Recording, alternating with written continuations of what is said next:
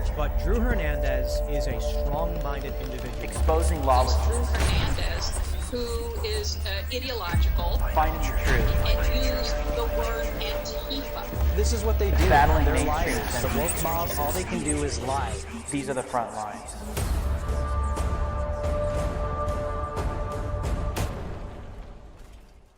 TPUSA Live, I'm Drew Hernandez, host of Frontlines. We have a special announcement. Registration is now open for TPUSA's Young Women Leadership Summit, aka YWLS. You can see all the information on your screen right now, and you can go sign up now. Use my code DREW for 50% off your registration.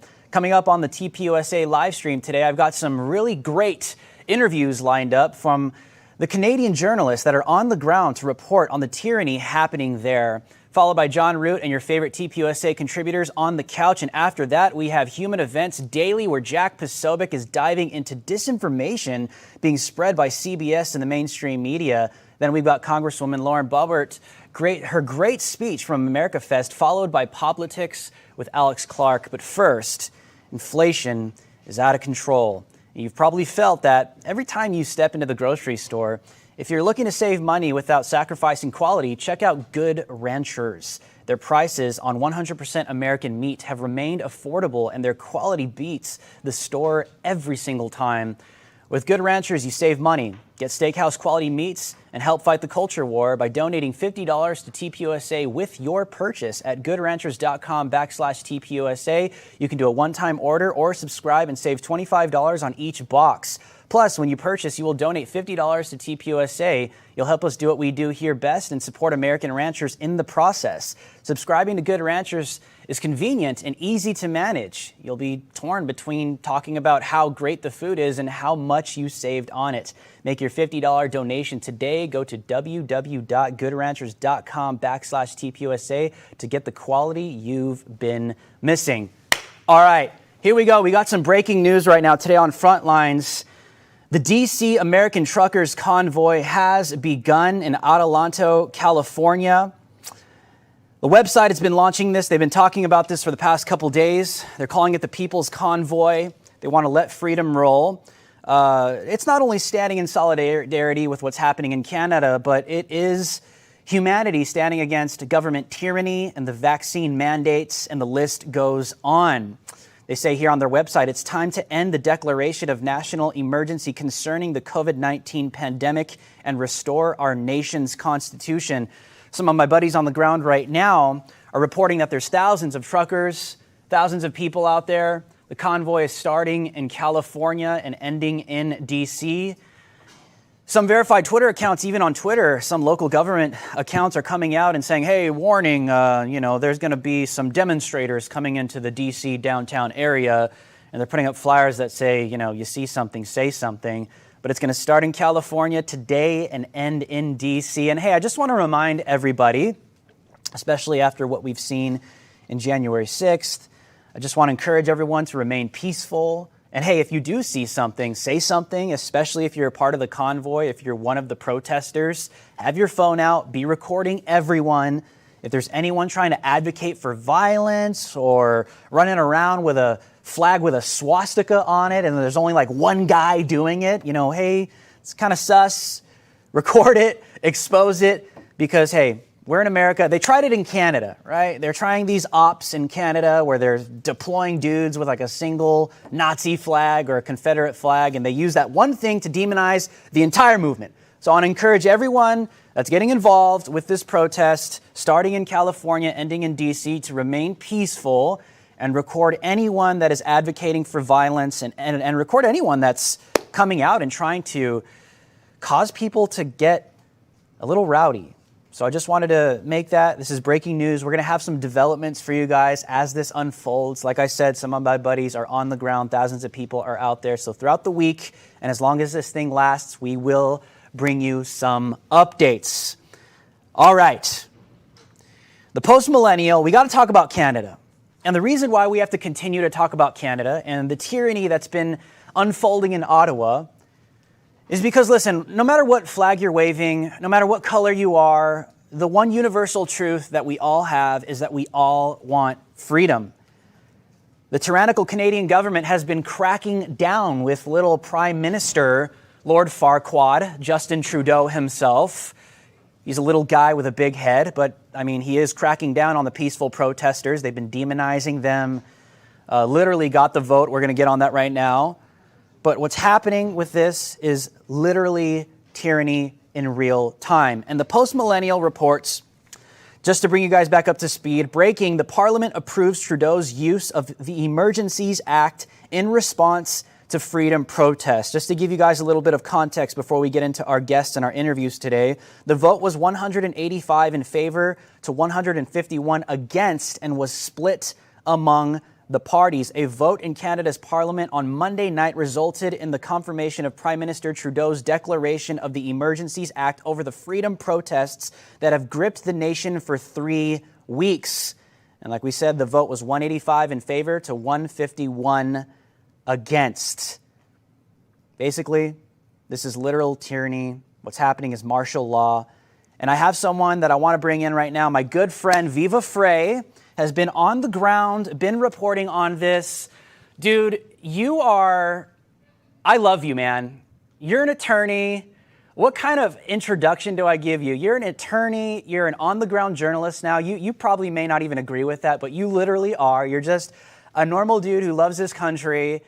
In my opinion, is a threat, is a lethal weapon. Because I mean, some of these people try and go after you and slander your reporting, but you're like an attorney and you know what you're talking. To me, it's hilarious, right? But hey, what's going on? What can you tell us? What's happening to you? Let me know if the audio is good. I hear crackling on my end, but I think I can. If I'm coming through clear, it's good. You sound great. Okay, so I don't consider myself a journalist, Drew. I'm literally just a dude with a camera who wants to understand what's going on. But maybe that's what being a journalist means. I saw it in real time. The media demonizing this protest over the weekend of the protest, calling them racist, xenophobic, all sorts of names. And I'm sitting here hearing reports from people I trust saying it's the exact opposite.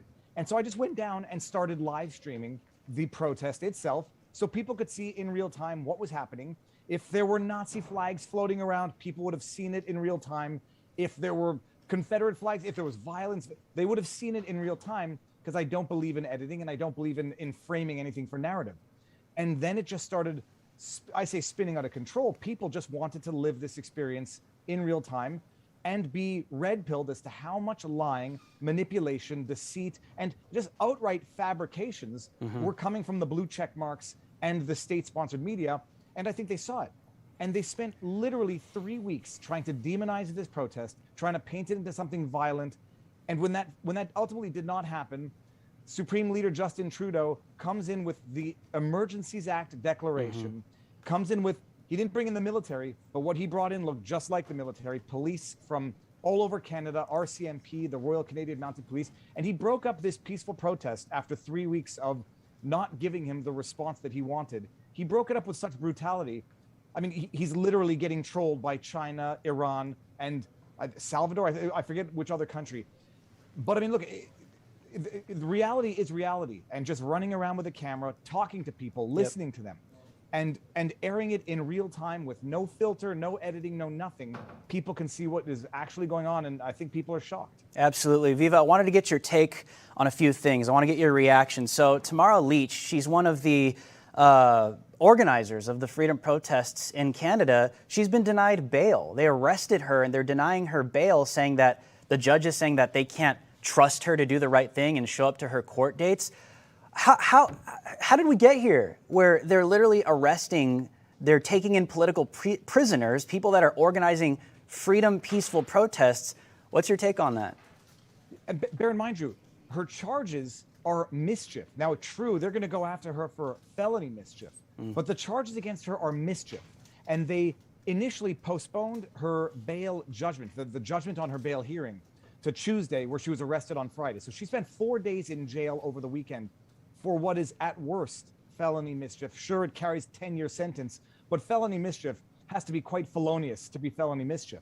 Then the judgment says, I'm not convinced that you're going to adhere to any court order. I'm convinced you're going to go ahead and continue the behavior, the mischievous behavior, putting the public at risk, and we're not granting you bail, and her next hearing is in March. I mean, I was trying to think of a thought experiment as to how this could make sense to me. Like maybe Tamara Lich said to the court, hell or high water, I'm not going to do what you tell me. I'm not going to undertake to respect any bail terms. And I'm going to go right back out and do exactly what I was doing that got me here in the first place.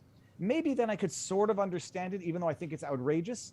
But I would have let her do that in order to justify detaining her. Because what you have right now, there are literal drug dealers, alleged drug dealers, alleged murderers, alleged assaulters who get out on bail. And this woman, because she organized a protest, which arguably paralyzed downtown Ottawa by Parliament for 3 weeks, which grossly embarrassed the government, arrested on mischief, and they denied her bail. There might be a legal argument to support it, but as a matter of pure optics, it looks like what I think it is. In fact, it's political persecution. Absolutely. Even if she caused millions of dollars through felonious mischief, post bail and have her day in court, because people they tend to forget. Innocent until proven guilty, and detainment pre-trial is detainment of a person who may be guilty after judgment, but in fact and in law is still innocent until that proof is made. 100%. It's a oppression and a suppression of people simply demanding freedom. At the end of the day, that's exactly what this is. I wanted to get your reaction to a few clips. Let's run this first clip. This is a Canadian Liberal MP. She's claiming that honk honk is basically the equivalent to saying Heil Hitler. Let's take a look at this. How many guns need to be seized? How much vitriol do we have to see of honk honk, which is an acronym for Hail Hitler, do we need to see by these protesters on social media? It's derangement, but if it's the alliteration that upsets her, just wait until someone tells her happy holidays next season. She's gonna blow a gasket. First of all, the honk honk came from Hong Kong, which was supposed to, my understanding of the derivative, other than being the honking of the horns, is that the joke was Trudeau turned Ottawa into what China turned Hong Kong into, a place of suppression of democracy. To say that honk honk represents Heil Hitler, you have to be deranged to a point where you are both deranged and ill-informed. One of the organizers, the spokesperson for the convoy, Ben Dichter, happens to be a Jewish individual. I don't rely or invoke my own identity for these types of arguments. I happen to be Jewish as well.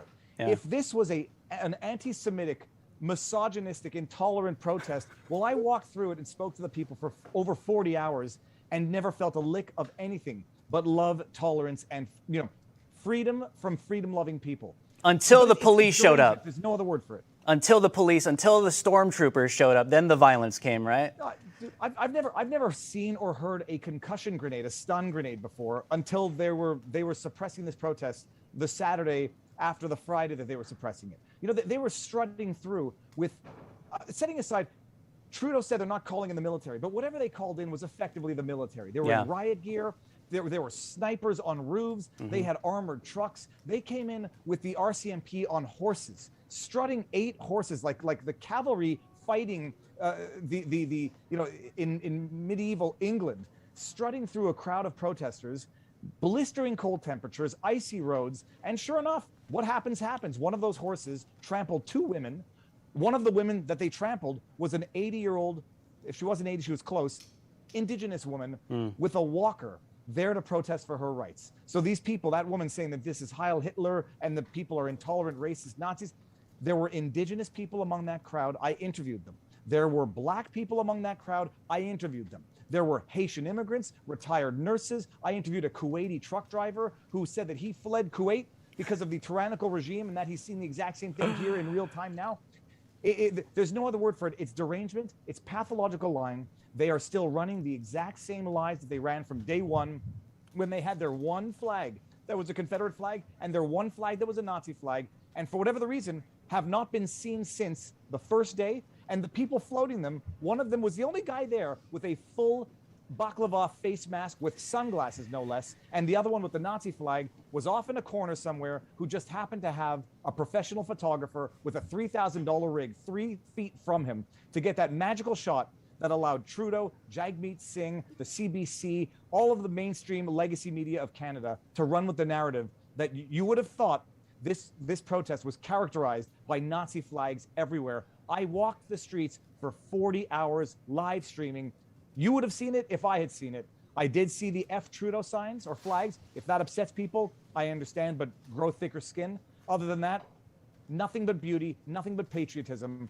And I mean, it's like that scene from The Simpsons when they're protesting and they're playing guitar and Mr. Burns is not getting the reaction he wanted from the crowd. And since finally we have to meet with them, except even evil Mr. Burns is more generous and more benevolent. And there it is, Viva. I mean, that's what I'm saying. Like, it's literally a joke. It's literally clown world, but it's real. It's real tyranny. This is happening in Canada, and people need to stand up, speak up, because this is happening to people's lives. I mean, what's happening to these political prisoners? And hey, man, thank you for joining me today. Where can people follow your great work? Listen, I'm going to W. You're a journalist, bro. Stop trying to deny it. You are. I love you. You're amazing. You're blowing up. Where can people follow your great work?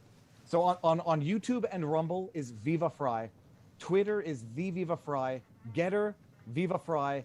And the other lawyer with whom I do work and we break down and discuss all this stuff, we're on Locals, which is vivabarneslaw.locals.com.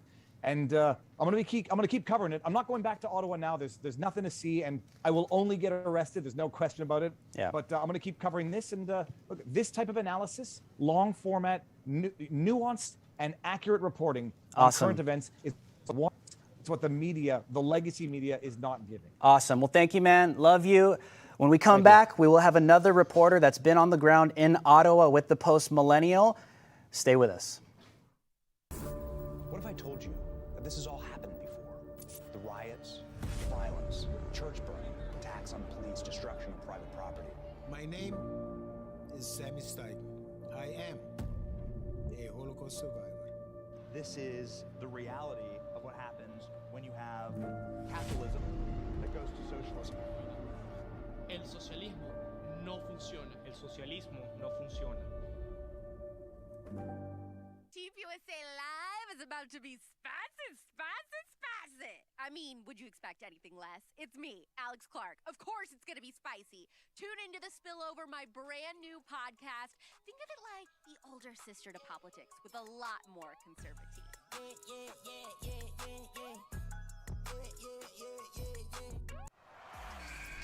What's up, guys? My name is John Root, and every week I'm breaking down the top stories in sports and bringing you conversations you won't hear anywhere else. It's going to be a great time here on Breaking.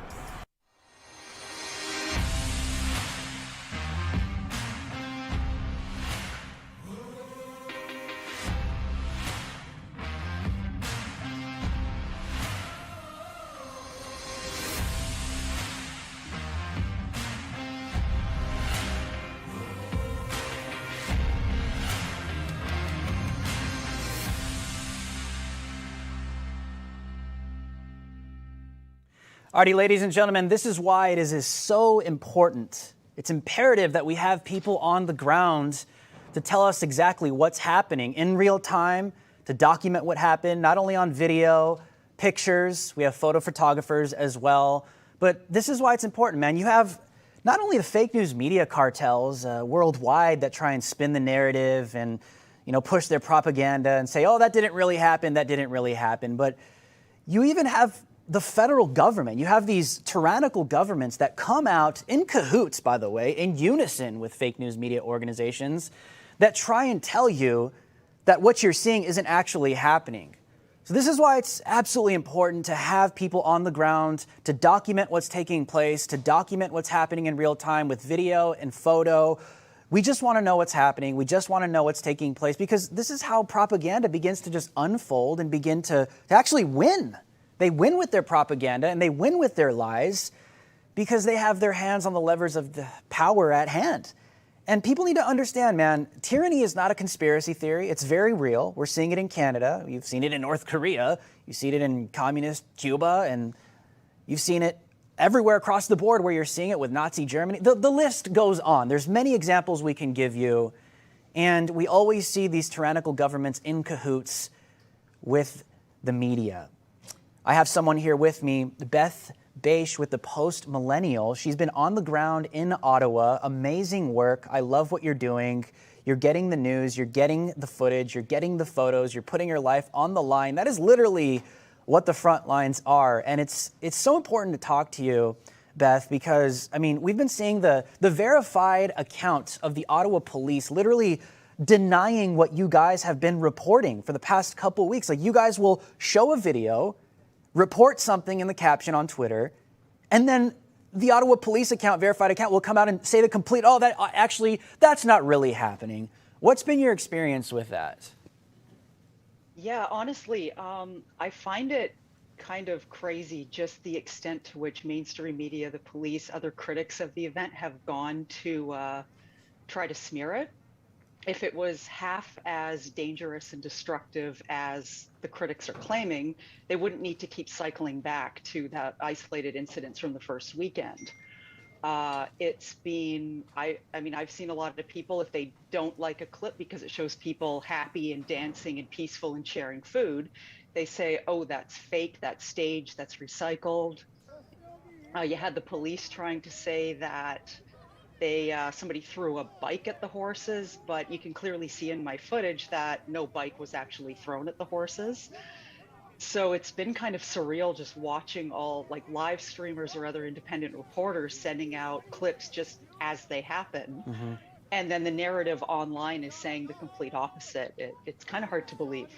So with your experience, I mean, you've been on the ground. What are some of those details that you've been seeing, that you've been reporting on, where you see like the Ottawa police come out and say, well, that didn't happen, or this actually took place? What are some more examples you can give us? Yeah, like the woman, the Indigenous woman that was literally trampled on by horses, these stormtroopers on horseback, and they come out and say, like you said, it was a bicycle that got thrown at the police. Are there any other examples where we're seeing you guys report in real time and they're trying to tell you, that's not actually happening?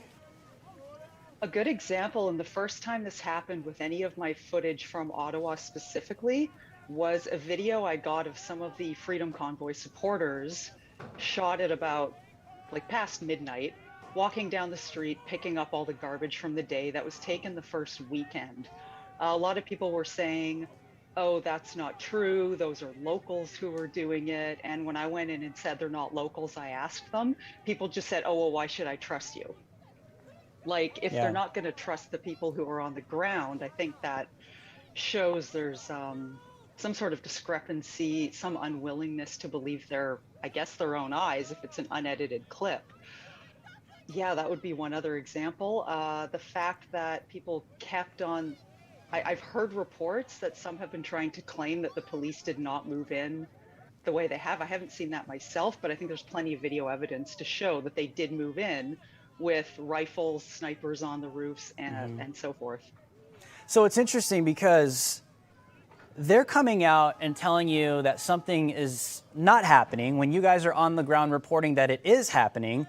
They're trying to make themselves look like they're not these tyrants that are cracking down on people that just simply want freedom. While the mainstream media goes along with it, but the independent reporters on the ground are reporting the complete opposite. We've seen this across the entire board. You know, Trudeau himself is an interesting character. And I wanted to get your take on this because, I mean, with everything happening in Russia, with Russia invading Ukraine, and here we are on the world stage, Trudeau literally comes out, and I think we have this clip if we can play it. Trudeau comes out and says, we condemn the authoritarianism coming from Russia, and we stand for democracy. If we could play that, can we play that clip if we have it? There it is. Canada and our allies will defend democracy. We are taking these actions today to stand against authoritarianism. The people of Ukraine, like all people, must be free to determine their own future. We will continue working with our international partners to safeguard Ukraine's territorial integrity and prevent further Russian aggression. Okay, so I need to get your take on this because it's just ridiculous to hear this guy saying, we stand for democracy and we condemn authoritarianism, when he's literally sending his stormtroopers in to bash the skulls of peaceful protesters that just simply are against a vaccine mandate. Explain this to me.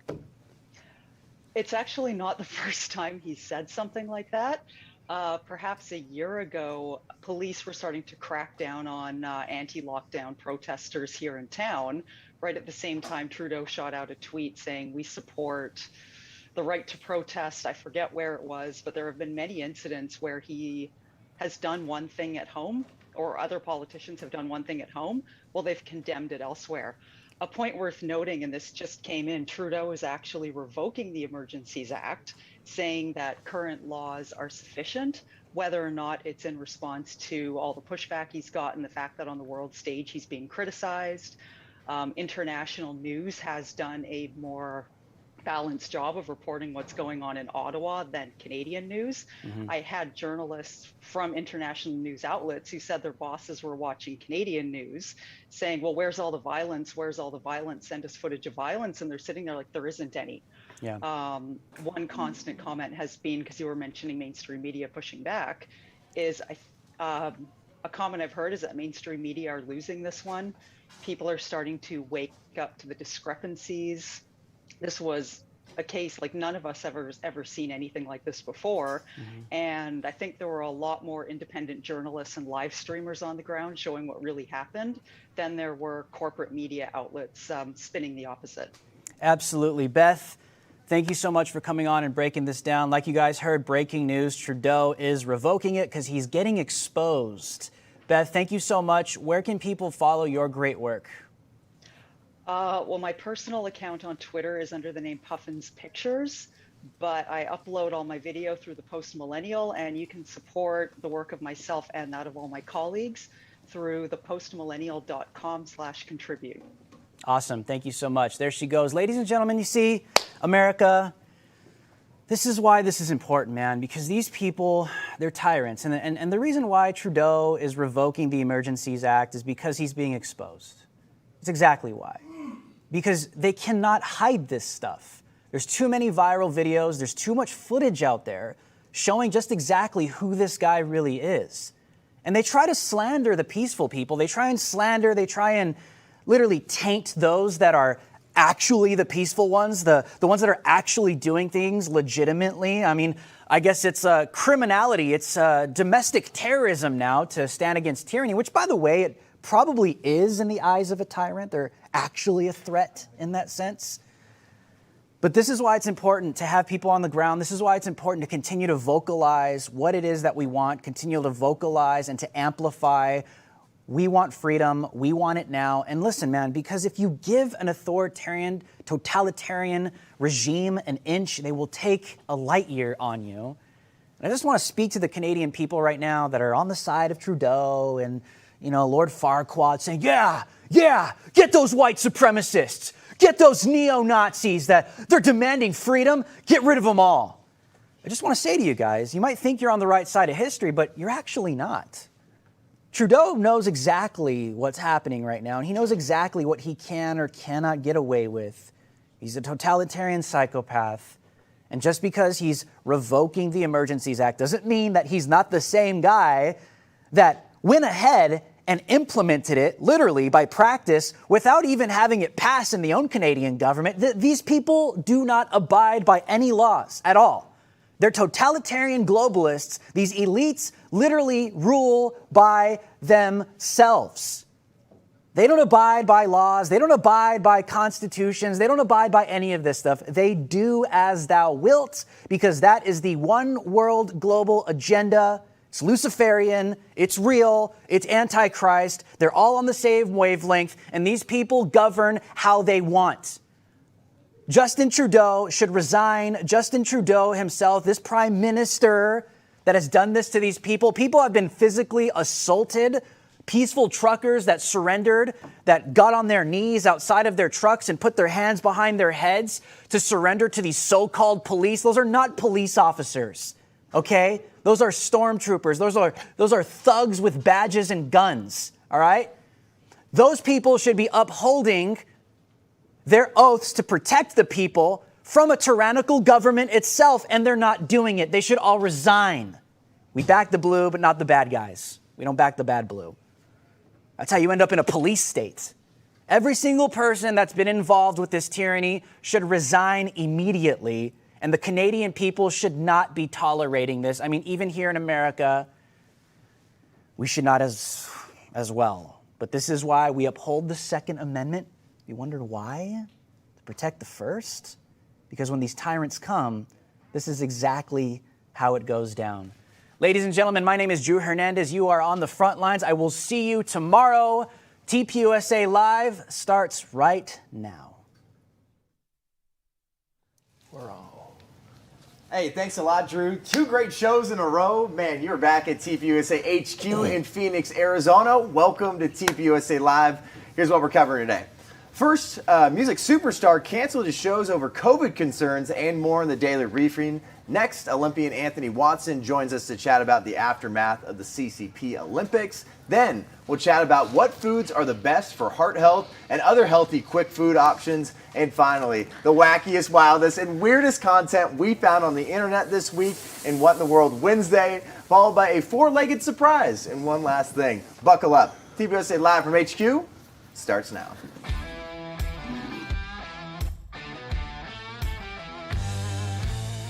Authentic, unfiltered, grassroots content and conversation every weekday. Live from Phoenix, Arizona at the Turning Point USA headquarters, this is TPUSA Live.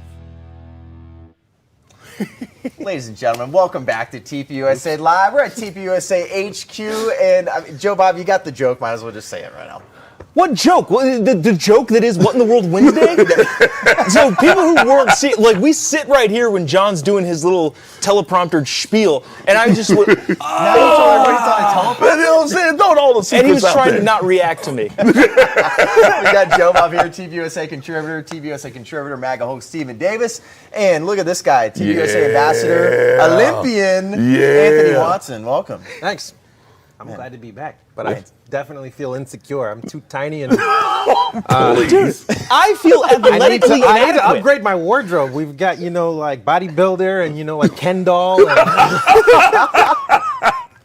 And you know what's funny? It's Stephen like Davis this is not a Ken this is doll. the boys' club today, and we got to talk to you about the Young Women's Leadership Summit. Yeah. So just get registered. You can have a bunch of dudes telling you get registered, but it's because amazing. John will be sitting there making sure all of you are signed in on time. Boom. Yes, while exactly. giving his email and phone number. No, but seriously, that is, you actually do get that at the register when you click submit. Yeah. John Root's phone number pops up. Did you know that? Did you guys know that? It does, but there's a kicker. You got 2 people excited. I'm excited, and they're both sitting on this couch. But seriously, get registered for YWLS. Honestly, some of the best and most influential voices in the conservative movement. A lot of great women are going to be there. It's going to be a lot of fun. I know I got to go to my first last year. It was a lot, and they actually had a Barbie theme, so I felt like I fit in with the whole Ken doll situation. But you can go to tpusa.com/YWLS. You can get registered. Also use promo code JOHN, J-O-N, for 50% off. This is seeming way too convenient that you're the reason all of these young girls get all these discounts and this good time at YWLS. I think you can also use promo code Stephanie Davis, right? Hulk. Please. There we go. No, you Stephanie. It's like, how do you spell Stephanie? You can use Hulk and you can use Jobob. Sorry, Anthony, we have. It's okay. One of these days. You can use promo code John though. Oh yeah, sweet. Okay, I got you. I'll plug it for Ken doll. But we got to start out with this. I know I was telling you there's a music superstar that was canceling shows over COVID concerns. The Biebs, Justin Bieber. He canceled the show in San Diego. I know I had some friends that were actually going to go see him, and they've had tickets for almost a couple of years now. Yeah. In Phoenix, canceled that show, canceled the Vegas show, and that's the Justice World Tour. I've seen Bieber before. I'm going to be honest, but that was the young Biebs. That was like the flip of the hair Bieber. I had the Bieber fever when I was in high school. I'll be honest. We all? It was great. No, not so much. I was getting down with Usher before. Yes, indeed. Usher Raymond. Yes, sir. When music was Usher's real. the one that got Real the music. Biebs to take off, right? Yeah. But here's the kicker here is, according to TMZ, Justin Bieber is going to try to make up for it as long as fans throughout the tour stops step up and help initiatives like climate change, voter registration, and criminal justice reform. Well, really not to be cliche, but to quote the Justin Bieber himself, is it too late now to say sorry? Did you have that on your pocket? Because that was really good.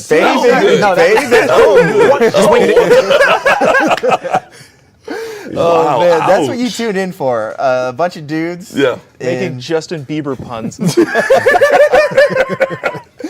But I mean, that just goes to show, like, Justin Bieber's gone kind of woke. I mean, I feel like it's so funny. Obviously, I know Alex Clark talks about this all the time, but you're going to hear some celebrities say some things that you like, and then they're going to go and do something like this. It's like, no, we don't want to dive into initiatives like this. No. Paid for tickets years ago, and they just want to see you. Right. That's it. I mean, that's all that when it comes to these celebrities, they need to understand, they need to stick to what was that one? Shut up and dribble? I remember someone said shut up and dribble. Yes. Why? Because they're good at their art. They're good at what they do. Yeah. When they start dabbling on things that they know nothing about or they don't fully understand, that's when we get in trouble.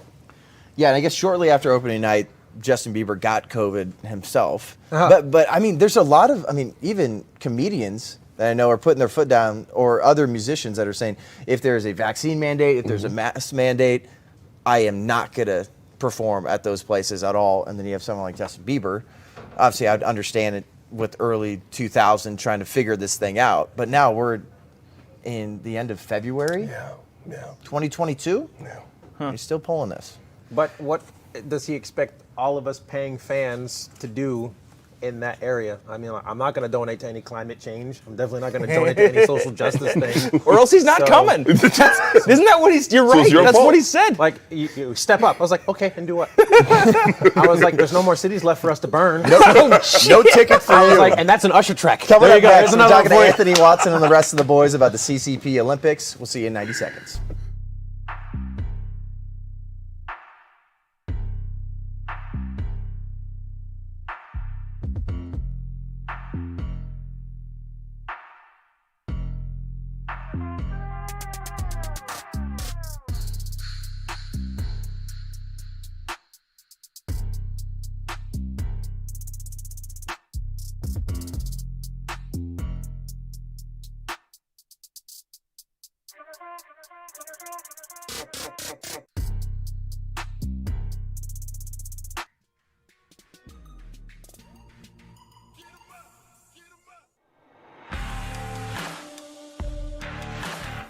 Good ranchers, straight from the American farm.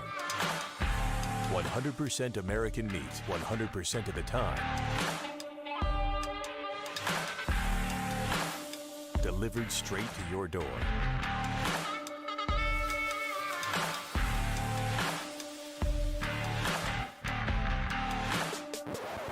Wait, are those my Good Rancher steaks?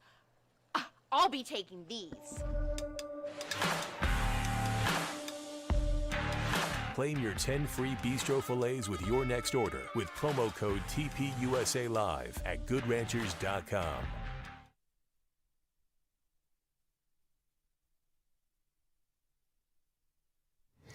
Welcome back to TPUSA Live. Don't finish the text, Anthony, if you got that. Just do that. And I then was tweeting about the Justin Bieber concert. Oh, here, finish that tweet. Hashtag social justice tour. Help out climate change, and you can go to the concert. We got Anthony Watson here, Olympian. We're going to get into the CCP Olympics, the aftermath of that. That just wrapped up. Jobob, TPUSA contributor, MAGA Hulk Stephen Davis.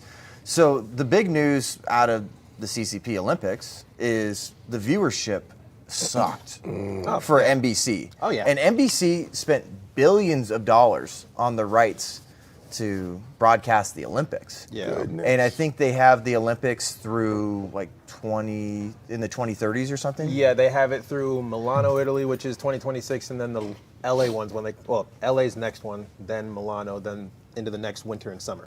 Yeah. And then the news came out that they averaged primetime viewers just over 11 million. Yeah. It was down 42% from the Pyeongchang Olympics. And those were already an all-time low Yeah. as well. Obviously, they should have been watching. Well, we don't talk about that because I was a part of those ones. So I mean, No, that people, was still a good Olympics. No, man. but people were tuning in to the skeleton. Of course. Yes. We don't have the numbers here, but I'm sure they went to the moon. Oh, of course they did. You know, But I mean, the question is, you're not shocked, right? Because I'm not shocked. I don't think anyone should be shocked when you have a streaming service named Peacock streaming the Olympics because NBC can't get it done. And they advertise the heck out of it. But I mean, like, there's only so much that you can get accomplished and done when everybody literally in the world that we know it was affected by everything that came out of China, you know, and all of our world leaders are denying everything that came out of China, and then sending athletes to China. I was like, the stipulations that they had were like ridiculous. So do you see it as a good thing? Because I see it as a good thing that Me nobody too. watched. Because that internally, at least to me, feels like people are waking up to the CCP bat fever, the CCP as a whole, China as a whole, and going, yeah, we're not down with this. Yeah. To me, that kind of like maybe a that. good thing. Maybe Well, I it's mean, a wake-up call. With these numbers, that's just specifically NBC. So Americans were tuning out. There were Okay, yeah. obviously Naturally, because we hate everything that's un-American. as we should, and obviously the numbers are a little bit more Ridiculous. when you look at the Asian countries and things like that. But I think the IOC makes a call with a lot of this stuff, and they're obviously in bed. They're in bed with China. So with NBC, you have news outlets like the Wall Street Journal. You got the Huffington Post. You have Fox News. Like literally, The Epoch Times was banned from China. Not allowed in there. wow. Not allowed, and nothing was there. I was going to work with Epoch Times to get me to China, and then they were just like, yeah, China won't let us in. I was like, yeah, I don't think I should go. I was like, I'm unvaxxed, happily. Thank you, Lord.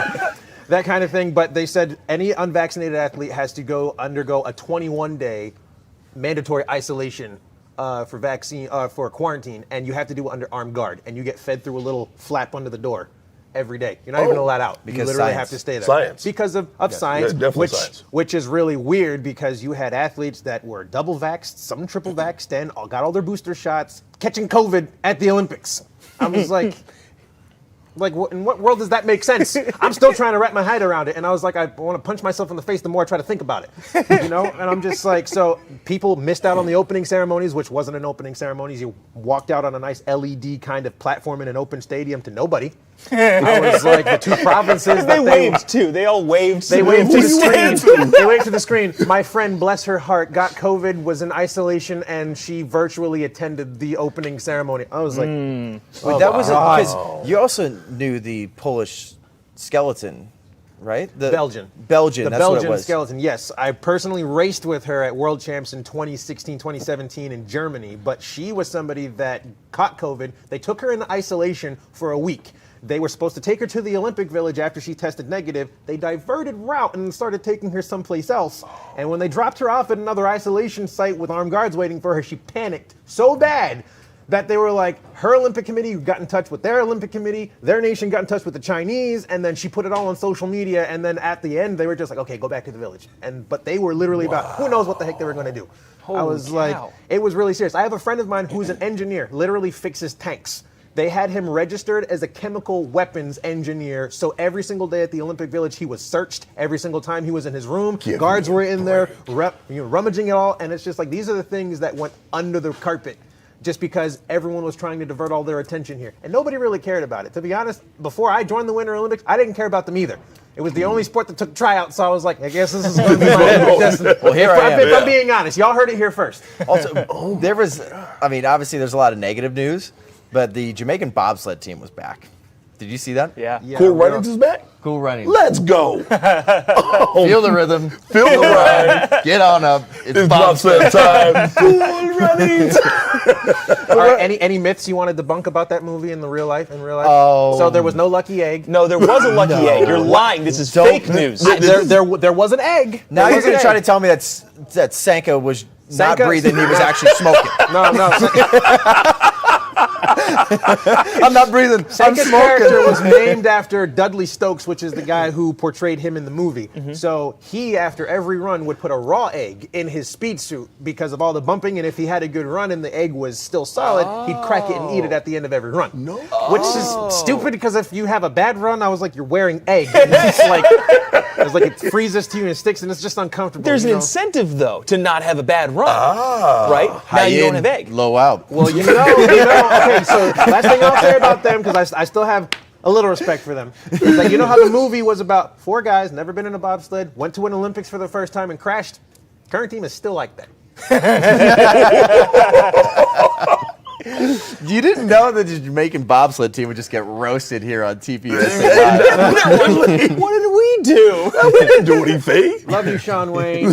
Love you, Nimroy. Love you, Jasmine. I'm actually curious. Have you talked to anybody who participated in the Beijing Olympics now that said like all of that stuff was totally worth it? Like, what are the feelings of the athletes after having gone through all of the craziness? The reason it takes such a toll on athletes is because, one, we don't get paid for it. Yeah. So you have to literally, that's why you see athletes in the depression rate, the anxiety rate through the roof, because you have people that literally into their late 30s put their life on hold, go into debt for everything to try and make it. And then when they don't, and for the people who do, that's why you find them clinging on to every ounce of fame, because literally once the Olympics are over, you go back to being a nobody. It's like, and all those 4 years, all those 6 years of build up for that one moment, that's really all it's for, you know, but it teaches you more about yourself, of determination, perseverance, and the things that you can endure to get yourself there, to share that kind of thing. And now what I do with mine is I want to go encourage young people now to be like, look, I have been against it, but I'm just like, at the end of the day, y'all have choices to make, and you can either go the easy route and quit like everybody else, or you can find a way to make it work for yourself. And I said, that's the only two options you have in life these days, especially with everyone trying to take away everything away from you. Well, also, too, it's a chance to actually have some pride in your country. Yeah. And a lot of things people are upset about, I know we've talked about this before, is some of the defectors. Some people that forego their U.S. citizenship to, you know, there's other places like you competed, you didn't compete for the United States, but you also weren't someone that competed for the CCP. Throw me under the bus.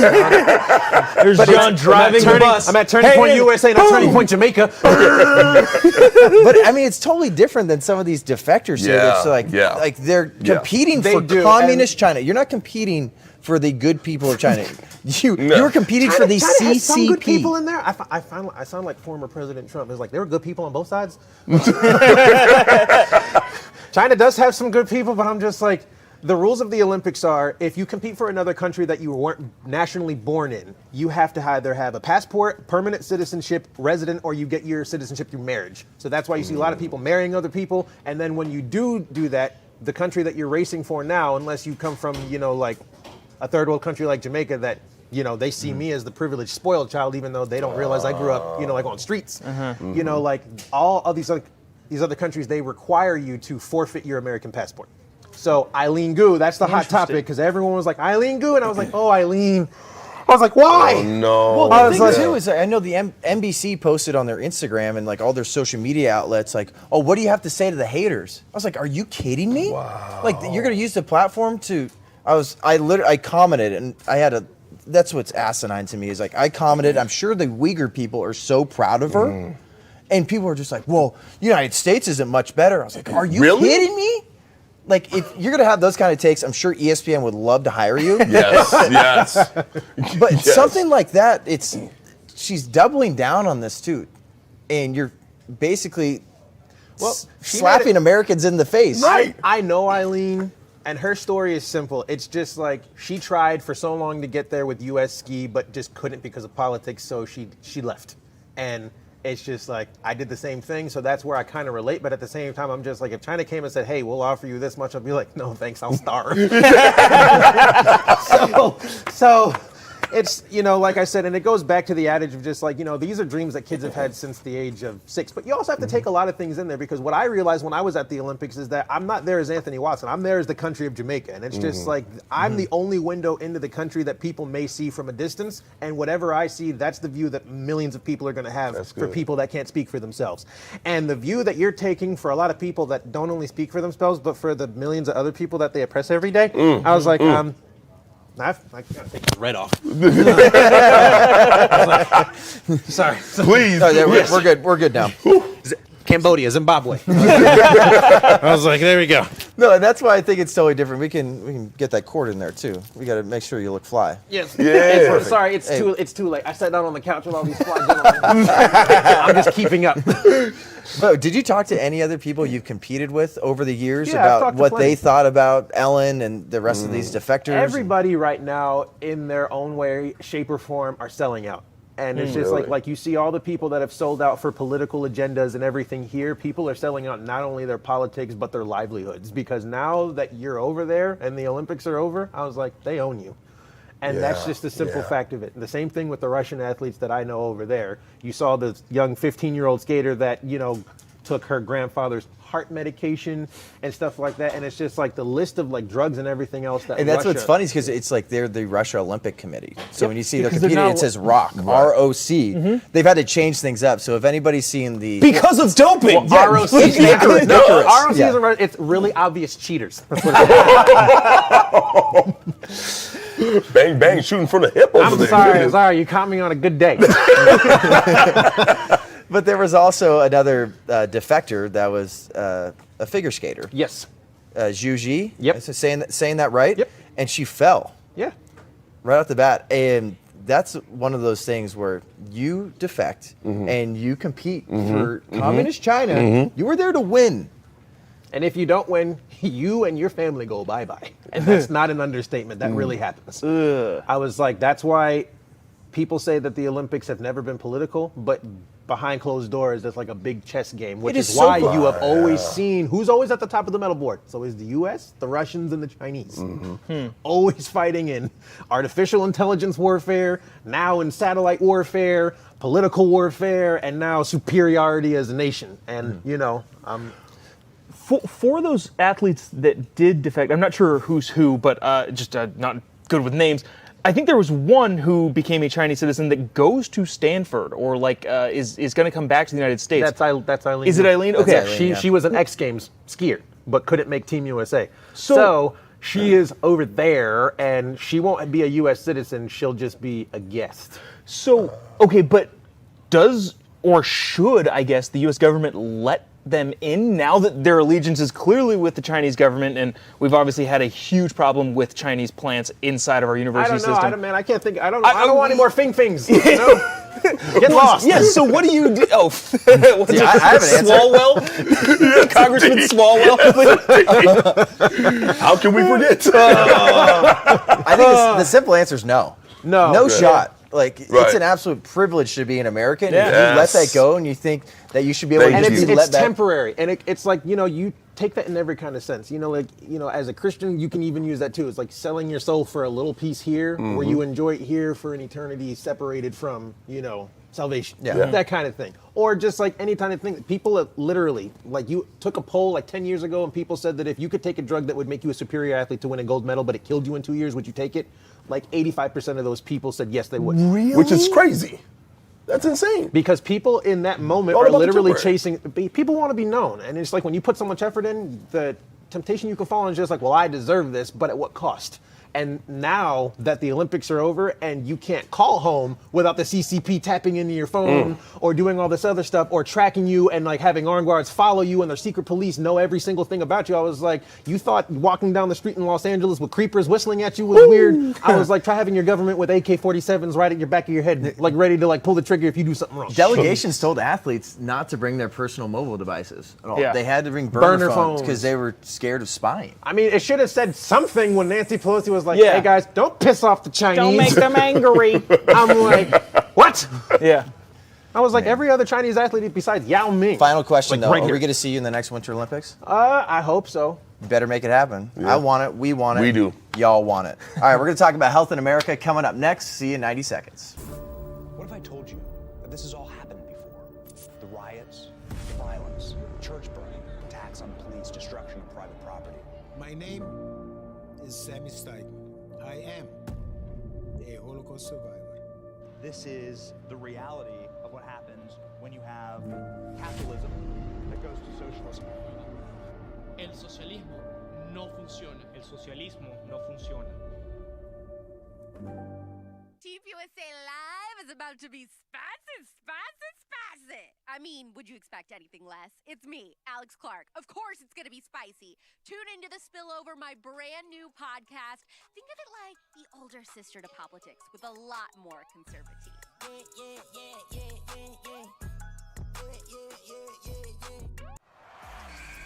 What's up, guys? My name is John Root, and every week I'm breaking down the top stories in sports and bringing you conversations you won't hear anywhere else. It's going to be a great time. You're Unbreakable.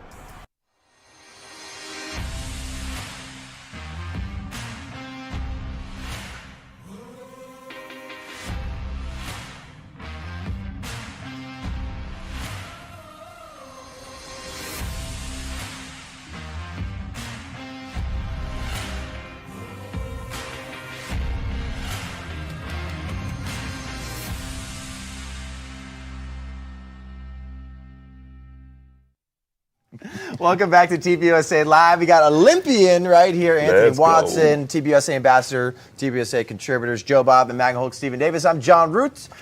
Before we get into health in America, we were just talking about the Olympics. I do want to let you know we're going to talk to an Associated Press reporter that was actually out there on the ground in Beijing, Larry Lage. He's a good friend of mine. We're going to chat with him on the Breakaway podcast. That'll be coming out on Sunday. He was sharing some crazy photos. Like, it looked like, have you guys seen Monsters, Inc.? Yes. You know when they sent in the 2319 crew? That's what it looked like every single day. Oh, wow. It is wild. It's going to be a great conversation, though. But we got to talk about health and fitness. This is why we brought Jobob in. So as, you know, on this couch right now, you have a world-renowned, accomplished athlete and Anthony Watson. I was like, you're talking about Hulk. It's like world-renowned. Okay.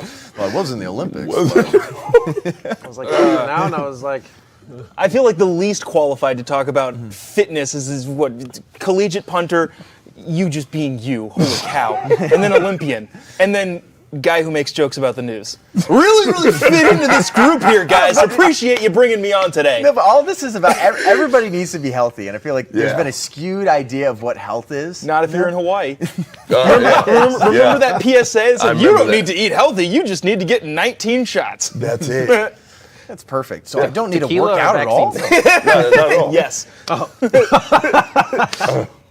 But we've talked extensively on the show about how gyms were closed, what people did to keep those open, and then obviously, you know, the cost of weights and blah, blah, blah. But clearly, Steven found a backdoor Yeah, somewhere. he actually. I got the hookups, okay? Well, you want to get a good workout? I got you. He came Well, not here everybody and can was curl. just lifting people. He's curling his family members. When in doubt. Well, it's funny that you say that because actually one of the things I always promote, especially when the pandemic hit, was just lifting furniture. Right? Seriously. So you're responsible for this set redesign? I'm sorry. Or thank you, whichever one you prefer. What do you want the table? Bicep curls and interior designing extraordinaire. I have done workouts where in hotel rooms in which they close the gym down in the hotel room, and I've taken their lights and just, you know, the lamps and just curl them. I'll take their bed and just, there's so much stuff you can do other than push up. Hotel lamps are so light. How many reps are you doing? 1,000? A lot of them. I don't know if you heard or not, but I did over 1,000. Just 7 hours. 7 hours later. 7 hours, exactly. There are things you can do. I mean, and for those who are really trying to get a good workout in, there's things you can do all around the house that you can get a good, effective workout in. So I don't believe when people say, oh, I have no time, I can't do that, I'm always at home, I don't have a gym. There are things you can do to make sure you get that pump, to make sure you get that workout in, and I take no excuses when it comes to that sort of thing. Well, there's no excuse whatsoever because I mean I think it's pretty easy to get about 30 minutes of activity in every single day. Boom. You got it. If you can make time to scroll through Instagram, Thank you can you. make time to work out. You can work out and scroll through. Like, go to a You really can. step climber, then you scroll through Yes. Instagram. You'd be surprised how many people trip doing that. Which is hilarious, by the way. No, people at my gym have really gotten it down. What you're saying is the Very coordinated. downside is become a viral sensation? Yes. Seems pretty good to me. That sounds good. But a lot of this comes down to not only motivation, but you need to make sure you have a solid plan and stick to that plan. And I think a lot of people just get lost. Yeah. I think when COVID hit, it just upended a lot of people's plans, and they're just like, I'm so used to going to the gym, and that's where I feel motivated. When I go to work, that's kind of my space to be able to get work done. I don't feel like my home is a place where I feel motivated, but you gotta push through that kind of stuff. Do you think that happened, though? Do you think COVID was the thing, the catalyst that made people say, oh, I can't do it? Or did they use COVID as an excuse to not do something they weren't already not doing? Well, I mean, obesity skyrocketed more. Yeah, Diabetes skyrocketed. So I think But it was that's already been a the one problem thing that before. Out of everything that we struggle with as a country, that has been the one thing that is always on a steady uphill climb. Because I know Fox News came out with an article about, you know, things like diet soda. Like there's a lot of times too, you have companies that are going to throw diet right before soda. Yeah. And it's going to be like, well, that's got to be good for me, right? Or and zero they came out, it's Yeah. crazy. It was increased risk of obviously heart disease and then 36% greater risk of metabolic syndrome, 67% 50% greater risk of type 2 diabetes when compared to non-diet soda drinkers. Interesting.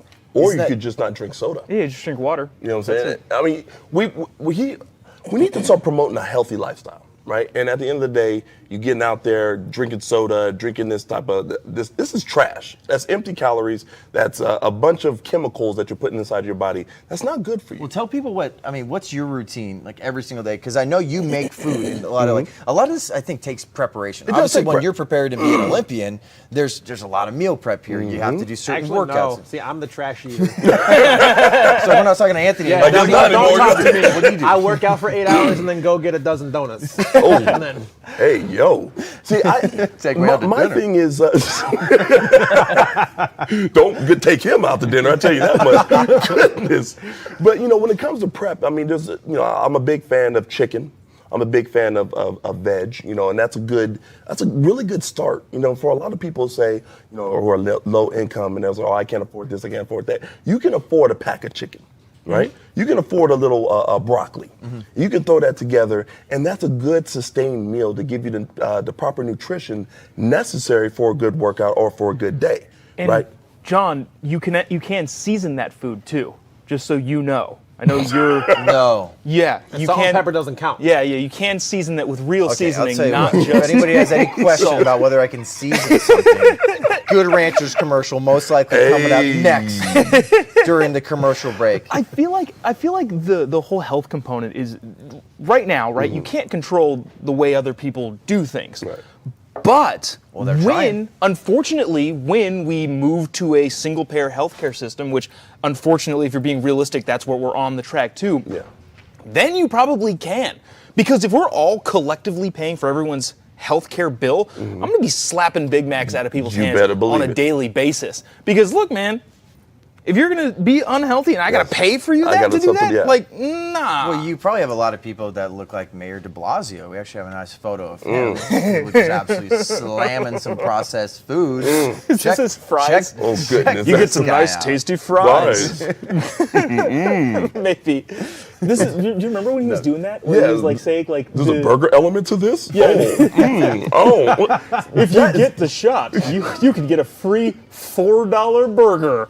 I am all about healthy living, but as a meat lover, I feel so disrespected when I sit down with friends. I'm just like, would you like this plant-based burger? I was like, that's not a burger. That's just squashed vegetables. Hey, technically too. In the shape of a padlet. The cow ate plants that were plant-based. That's a really good argument if you're dating a vegetarian. I'm offended that you're eating meat. Well, my food, that's my food's food. I'm offended that you're eating my food's food. Yeah, and then obviously too, you got President Biden that eats a lot of ice cream. Yeah, that's healthy. That's President Biden. Who? Hold on. Can I get the Shrimpers and Senator ice cream? I get it now. It's a constant brain freeze. Oh! Bing bong. I solved it, guys. I will drink to that. We now have a solution. That's what it is. The cognitive decline is because of too much ice cream to the dome. Not just too much ice cream. If I were president, y'all did a poll. I was like, first day in office, I'm banning all chocolate chip. Wait, hold on. What? Yeah, the Biden ice cream. What is it, Mr. President? Chocolate chip. If you did that right now. Well, I'd obviously wait. I'd do more pressing. Yeah, not during Black History Month. I mean, I know I shouldn't be the one giving you advice for that, but that's probably not the best month to be doing it, Anthony. Happy month to you guys too. Sorry, I haven't told you that. I know you always wait until like the third segment, the fourth segment. It's not even front of mind. And I don't appreciate that. And it's technically they still stole it. They had President's Day in our month. Y'all just couldn't give us a full month. Yeah, John. Had to sneak in there what's your somewhere, problem, John? See how I'm aligning with the majority? It's a strange feeling. What is this? But I think we wrap up with this. A healthy lifestyle. There's so many free apps out there to just like show you how to work out. There's so many things out there. Get some green food. Don't just get fast food. Do that. Live a healthier, happier lifestyle and live longer. I don't know if you really want to live that much longer in this kind of world. To live longer, we need good people around. That's about it. If you think that was weird, wait till what we're going to show you. What in the world Wednesday? Wacky, wild, weird. 90 seconds. Don't encourage this. See you in a second.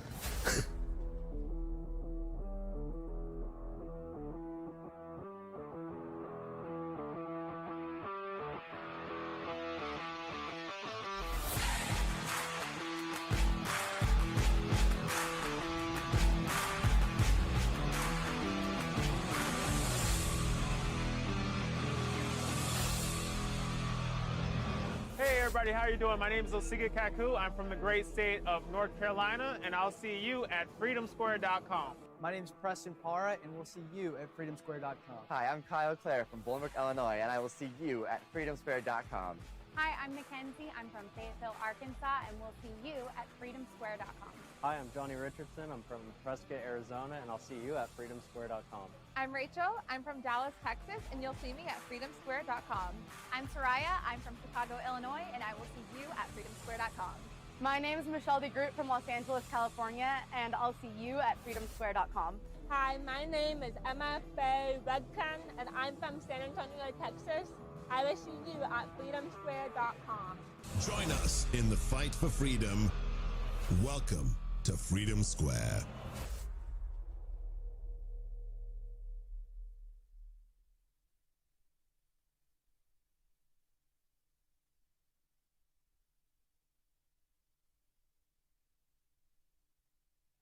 Welcome back to TPUSA Live. We're at TPUSA HQ in Phoenix, Arizona. Keep it together, Anthony Watson. I would like people to know how well John pulls it together after the ridiculous conversations during the commercials. John goes, "Welcome back to TPUSA Live, guys. We're good." I feel like I'm Dory out here. I have this in short-term memory. I'm just like, man, if only you guys knew what happened during commercial breaks. Welcome back to TPUSA Live. We got Jobob, MAGA Hulk, Stephen Davis. I'm John Root. Wacky, wild, weird stuff. What in the world Wednesday? This is the dumbest thing. So you don't know this. I hate this segment. You know why? Because they show me videos that make me very uncomfortable. It's like watching the cringiest episodes of The Office for an entire segment. Remember Mike's or Scott's Tots in The Office? Yeah. It's like this. This is what this is like to me. This is how I feel whenever I go on social media. You're really gonna like this one, Joe. No, I won't. This one's titled "Tattooed Daddy." Check it out. Oh boy. Ooh. Tattooed. For a lifetime, you my favorite movie. 1,000 endings. You mean everything to me. Oh my God, that guy looks like one of the orcs from the Lord of the Rings. Tell me that you never want a job for the rest of your life without telling me you never want a job for the rest of your life. Because who is going to hire you? He's got a hardworking girlfriend. I know sometimes with these things here, it's easy to make fun of people, but I want to hear the backstory here. Yeah. Yeah. What's like? Is this someone that's kind of changed their life around? No. This is someone who's like, or when I have a son, I don't know. I want him to see me in my entirety and know that he can be whatever he wants, no matter what people say, because that's what we're living. Including the Sorry, color that's book. just the voice that I pictured going with that kind of face. And there's nothing left on that canvas. No. Yeah, there's no other place to. He didn't have his ears done. You haven't seen it all. I've always, whenever I look at a situation, I honestly look at it like John does. Does this person have a backstory? Is this a situation where a person reformed his life and now has a body full of tattoos? Or is this someone actively pursuing covering every inch of his body with some type of art? Huh. I don't know. Yeah, I mean, either way, that's got to be a terrifying thing for that kid. Yeah. No comment. Move on. Oh man, this next one, it's about MLK and slavery. Happy Black History Month. Oh jeez, I've seen this. High School had a walkout today, and this Lilith girl had said this. I am so glad that years ago, Dr. Martin Luther King, the first black man, ended slavery. Because if not, people would be whipped every day. Yeah, I'm Steven? gonna go. Did you just say Martin Luther King? Had you not seen this? Are you No. Wait a minute. I'm so so confused. Dude, okay.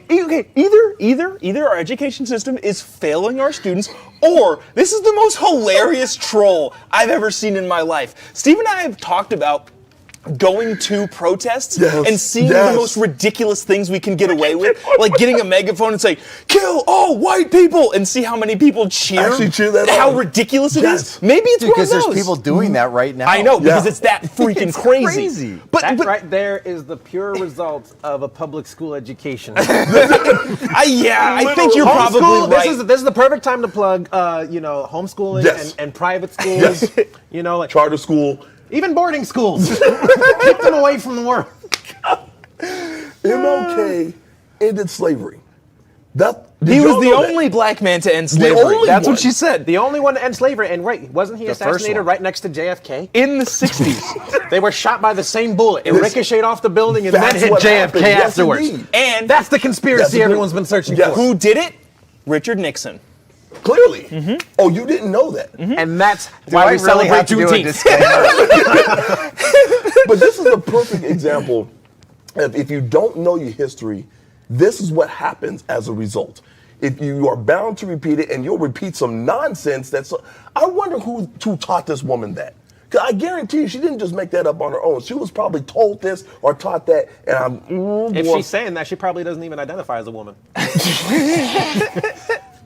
You don't know your history. She probably don't know who she is either. You know what I think is funny? The funniest to me is how confident she was in that. Often wrong, never in doubt. We 100% believe this thing that is so inaccurate, people are going to laugh at me on the internet. Well, it's kind of like why they did laugh tracks on the back of some of these 90s sitcoms where it's just like, I don't know if I should be laughing right now, but I think I kind of need to. Should I clap? Yeah. I'm pretty sure that's wrong. I bet you that's how Jobob feels right now. Next one, please. Oh, man. Well, not only do kids still have to wear masks across the country in many places, it sounds like people want canines to as well. Check it out. Goodness. Holy moly. Okay. There it is. Follow his lead. It's such a cute dog. And that's just cruel. That's animal abuse. That's what that is. I think Trudeau, Fauci, and whoever put that dang flyer up there would really get along well. Yeah. Who are these people that are still wearing masks, one, on their animals, but two, like outside? Like, hasn't there been zero evidence of any transmission outdoors? You might as well recite a magical incantation before you step onto the playground, because that's going to do just as much good as you wearing a mask outdoors in the playground. What do you know, John Bob? You're not science. Fauci is the science, and if he said you had to say some magical incantation, do you know how many people would follow that science? You want to know what that's going to do for the aura? This world is crazy. I feel like you have just as much of a chance of catching COVID outside as you have of catching an STD from a prostitute over the phone. There's no reason for any of these things anymore. Wait, the free ones are the ones you got to give your credit card over the phone. I think we're going to be done with this conversation. Sorry.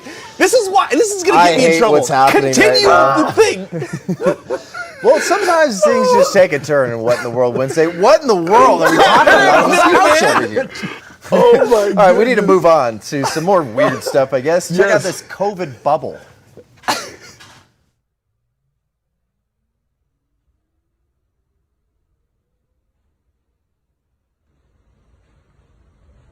What? Sorry, I'm still. I've got Dude, no is words that a for laundry hamper? Is this?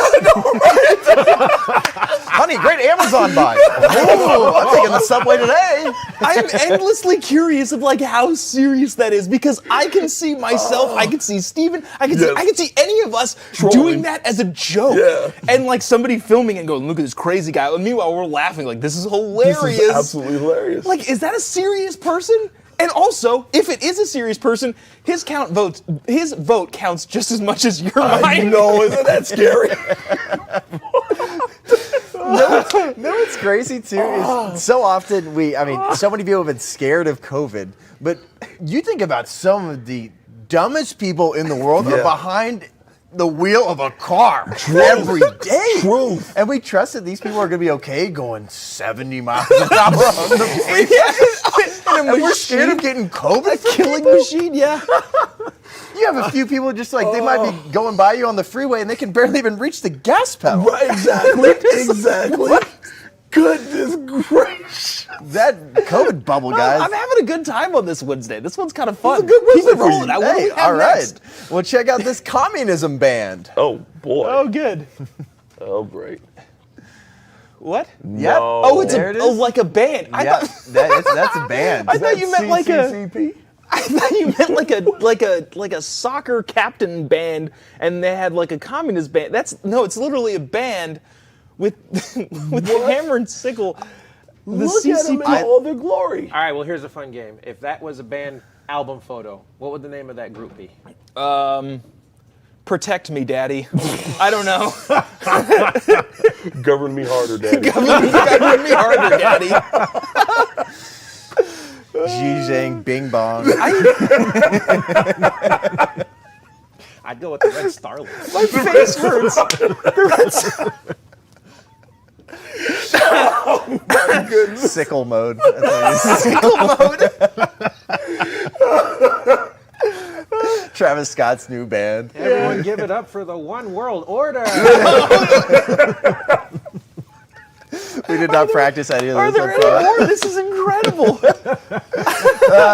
Just when we thought we couldn't get any more. I bet we Ladies can. and gentlemen, we got some new pronouns. Oh, Check it out. goodness. Here we We've had a go. lot of comments like this, so we thought we'd elaborate on our pronouns. They are our collective system pronouns. Every headmate's okay with them. They're pronounced fee, fix, fins, and are used as fee went to the store. This item belongs to fix, and this item is fins. The words themselves stem from the word phoenix. Thank you for, liking him. New pronoun love. Was that shot in Whoville? Yeah. You know what? Like, that's what like times there's almost just like I feel like I've seen those words in a Dr. Seuss book before. It's just like these aren't real words, these aren't real pronouns. Absolutely. And besides it, why did Dr. Seuss get canceled? Wasn't he the original pronoun originator with Thing 1 and Thing 2? Truth. Can we uncancel him now? You know what I think is hilarious about these videos is how like condescending they are. Do you not know that fee fix fo fum is a pronoun? No, but you gotta say like her. Do you not know about like fee fix phone fum? And then like it's really it's opposite and it means phoenix. You know? You know what I mean? You know what I mean? Or they're not even asking, do you know what I mean? They're like, you should know what this means. Yeah. But even if you don't, I'm here to enlighten you. Like, oh, were we all supposed to be aware of your make-believe pronouns? Right. Like, I don't understand. And it's funny how they do really act offended. Yeah. They're mad you don't know the thing that they just made up. That makes no sense. We talked about this in how Vice President Kamala Harris feels like she drops some wisdom on you. Like, yeah, that's such like we as. No, correct, right? What? Mic drop. Boom, got him. And everyone else is like, what did you just say? Man, if the first lady and the president can make up words, I guess anybody can. True. True under dash, up under pressure. Next Nostrand. I'm still trying to figure out what he meant by that. I think he is as well. I'm still trying to figure out if I'm black. Bad at calf Me care. true. Me too. Me true. Yes, indeed. Come I on. think he said you ain't, didn't he? Yeah. If you have a hard time figuring out if you're for me or for Trump, you ain't black. You ain't black. I still haven't figured it out yet. So since I'm not black, I identify now as a caramel macchiato frappuccino copper bronze. Let me write that down. Say that one more time. Caramel macchiato frappuccino copper bronze. John, I think you perfect. should revoke. All right, I'm going to call you wishing black. him happy. All right, we're going to keep it going with the pronouns. I guess we got some mental insanity, which is what we're going through right now. Mental insanity pronouns. Maybe, man. maybe not. The pronouns don't stop. I primarily go by E, M, or Z as pronouns, but I'm comfortable being referred to using any neo-pronouns that are not Z here. And a little bit about who I am. I am a white, transmasculine, femme, non-binary, disabled, neurodivergent, obsessive-compulsive, chronically ill, Unitarian Universalist, raised Jewish, non-monogamous, demi-low romantic, gray demi-bisexual, survivor of acute and complex trauma, millennial, and cat parent in mental health recovery. And yes, I read them off a list. Because part of the point of introducing myself like that is that it would be ridiculous for me to expect anyone to remember all of those things about me. I'm just glad she said I'm clinically surprisingly ill. I'm surprisingly okay with that. She said mental health something, and also said I don't expect you to remember that. Like good, because I won't. Like she lost me at Jewish. Raised Jewish. I was like, that's the only thing I understood. The fact that you had to write down what you are because you can't remember because it's so extensive of a list, just goes to show how fake you really are when it comes to that type of foolishness. And that's just hers. Well, wait, hers? Oops. Ooh, that's just it's you're canceled. Theys. I don't They, know. them. I don't remember. That's so insensitive. You are such an insensitive First, it was individual. insensitive that you brought leave suede me alone. Chelsea It's Black boots here History the Month. same day I did. Oh, I know, right? And then you go and say that. You guys are wearing the same But shoes. it's Black History Month. All right, you win. I'll take mine off for the last segment. But I mean, basically, you could say, I'm John Root. I am a male, and I'm the whitest guy you've ever seen, and that's it. Boom. That's it. That's all you need. Simple as that. Sometimes pink when you get embarrassed. Basically, this whole segment. This last one, Shaun White. Speaking of the Olympics, got a little Valentine's Day thing. Check it out. Oh, here we go. Yeah. Okay. That's weird. Here we go. Well, you know Nature finds a way. Yeah, I'm sure it does. See, but you know what's funny is like that's just posed. Like they didn't show up like that. Like they put that on to take the photo. Absolutely. But haven't you seen those pictures where people are actually kissing through masks and whatnot? This is a thing. I mean, if you watch the New Year's Eve in Times Square, thank you. These people are like double and triple masked. Congratulations. I've always wanted a triple mask kiss on New Year's. The ball drops and it's just. It's like, might as well just make out with your bath towel. It's ridiculous. Well, that's been What in the World would say. We got one last thing coming up next. You have to ask the question, how is the most heavily funded tribe have the poorest population? Listen to me. My country is very because everything problem here. Don't have petroleum for bus and Cuban, for car, for life, for nothing. And it sucks. Socialism sucks. There's no other way you can describe it. Do you like guns? Do you like ammo? Do you like suppressors? Do you like freedom? Do you love America? Do you like baseball? Do you like rifles? Do you like 9mm? Do you like pistols? Join me, Paige Rue, every week on Reloaded.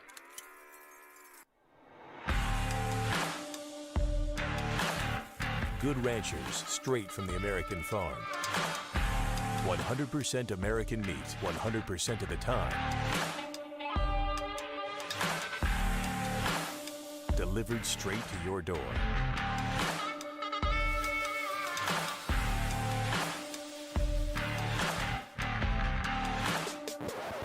Wait, are those my Good Rancher steaks?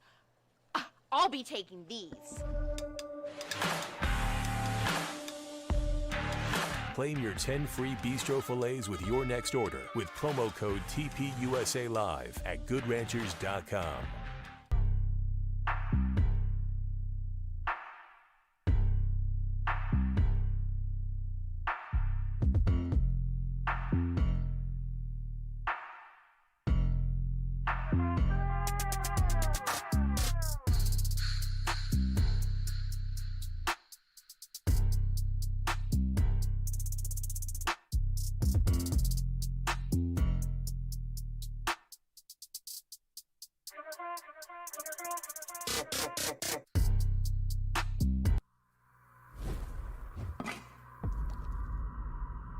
This is your brain. This is your brain on socialism.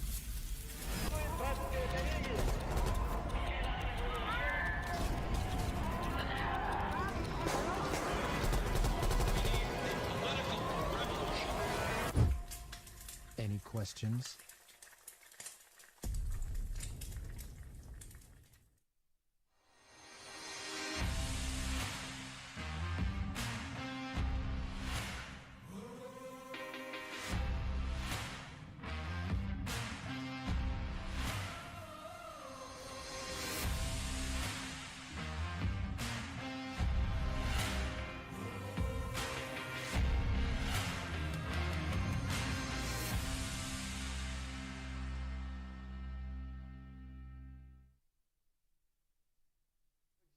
Look at this. We have a nice little surprise. Yes, Sarah Schmockenberger is the director of media here and just got this sweet old boy, goodness. Wallace, also known as Wally, The goodest and really boy. loves treats. And the reason we're doing this here is like, hey, Wally, I got a little bit for you.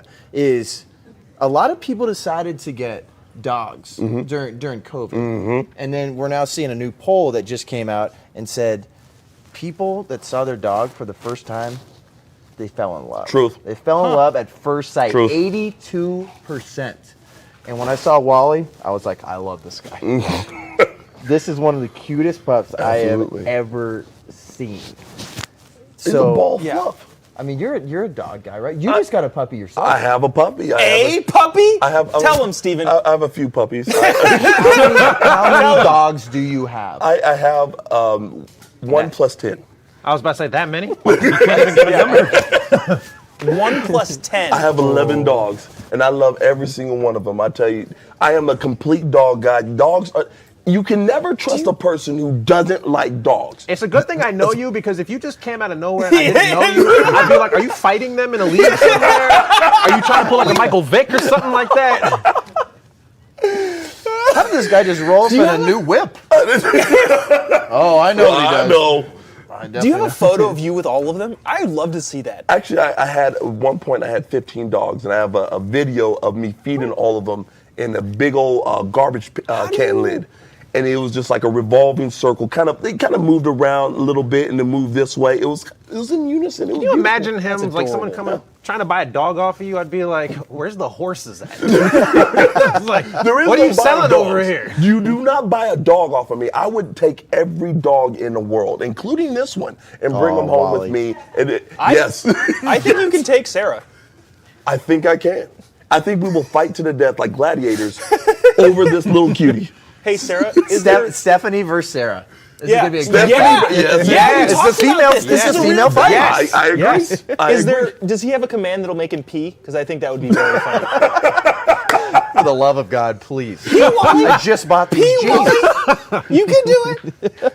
But also, too, that poll came out, and 1 in 4 people said that they would die for their dog. Ooh. I feel it. I haven't I don't know known about Wally that. for that long. I feel it. I'd die for Wally. Come on, I'd die for Wally. I mean, if I were holding him, Would you die for Wally? I'd probably feel a little different if I was actually petting him. But from a distance, you wouldn't die From for a distance, Wally? I'm like, you're so cute. But I was like, if anything happens to you over there, I'm like, What situation? rest in peace, Wally. What situation do you imagine you would be in to have to make that decision? Oh, come on, Attacking Jobob. wolf. You have never seen a stray puppy stuck in the middle of traffic with an oncoming 18-wheeler, and you did not just want to jump in there And this is not push it out of the way. This is not the Freedom Convoy and rolling. sacrifice yourself. This is a random 18-wheeler. Yes. Would you not jump in the way? Because you're a and say cat no? guy. That's I what know. it is. See, yeah, we're talking That's to the what it wrong is. person right here. Hey, Don't look there's at him. nothing wrong with cats. Don't ever look There's at this nothing man. wrong with cats. No, the only Cats are cats that great. are acceptable for men are lions, cheetahs, tigers, and panthers. Mine identify as all 3 of those things. So In one cat? In one cat. Wow. Well, 2 cats. That's Yeah. one heck of a cat Yeah. you got there. I'm sorry. Okay, let's just figure this out once and for all. Cat or dog person? Dog. Cat or dog person? It's Black History Month. We say, what's up, dog? What's up? You see what I'm saying? You We see don't what say I'm what's saying? up, cat. Yeah. What's up, cat? Hold on. Yes, you do. Yeah, cat. What up, cat? That's a real thing. Cat gets a pass. It's Black History Month. It's his month. You will not take that away from him. Definitely a dog. Honestly, the hardest I've ever cried, most I've ever cried, is when my dog passed away. You see what I'm saying? I love my see dog. what I'm saying? Why are you bringing that into the world Rudy right now, John? Root. Rudy Root was the man. And I loved him. ROOTIE.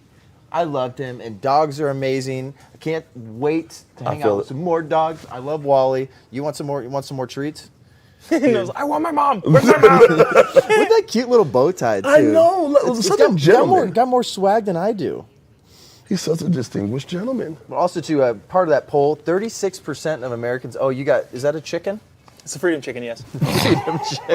This is our couch's pet. You want to pet him? Yeah. Pet You want to hang out with him? Come Very gently. Yes, indeed. You hang out with Steven. Oh, this is a good boy. Oh, it's over now. See, this is the It's goodest over now. boy. Yes, indeed. Sarah, you're not getting that dog back. Oh.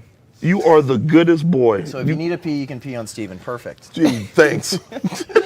No, 36% of people said in that poll that their dogs were their closest friends. Ooh. I mean, the closest? It's the staple that dog is what? Man's best friend? Gracious. What purpose do cats serve? I really want to know. I really want to know. My cats are the same as dogs without all the maintenance. They hang out with you. You can pet them. I can play fetch with my cats. What? Yeah, no, seriously. Have you ever heard of a guard cat?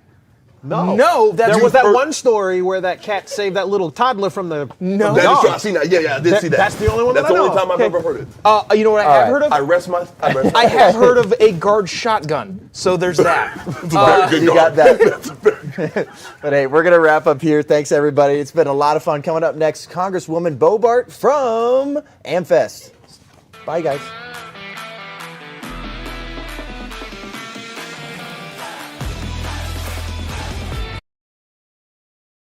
All right, guys, you have signed up, right? You've joined freedomsquare.com. If you haven't, why not? This should have happened a decade ago. How did somebody not think of this earlier? If you're a business owner, we have a business directory to promote your business to patriots across the nation. So if you want to buy American, if you want to sell American, we have a business directory. Whatever it is, go now. Join us in the fight for freedom. Well, ladies and gentlemen, welcome aboard today's edition of Human Events Daily, powered by Turning Point USA. Today's top stories: CBS caught spreading disinformation, saying that Ukraine is to blame for U.S. inflation. We'll talk about that. Next up, Rebel News spoke with Candace Sarro, one of the protesters who was trampled by the Royal Canadian Mounted Police Mounted Unit. Third, D.C. Mayor Bowser is deploying 800 National Guard troops in response to the US Freedom Convoy as the State of the Union is set to take place next week. And finally, a Chinese news outlet has leaked its own censorship instructions on the Russia-Ukraine coverage. All this and more ahead, Human Events Daily.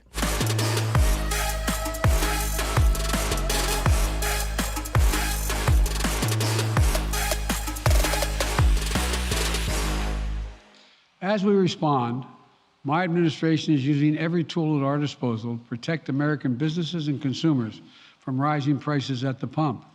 As I said last week, defending freedom will have cost for us as well and here at home.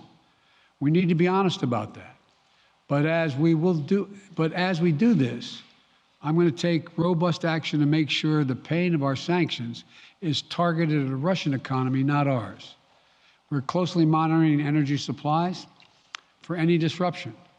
We're executing a plan in coordination with major oil-producing consumers and producers toward a collective investment to secure stability in global energy supplies. This will blunt gas prices. I want to limit the pain the American people are feeling at the gas pump. This is critical to me. Oh, so I see now. We've gone from wag the dog to wag the markets, to wag inflation.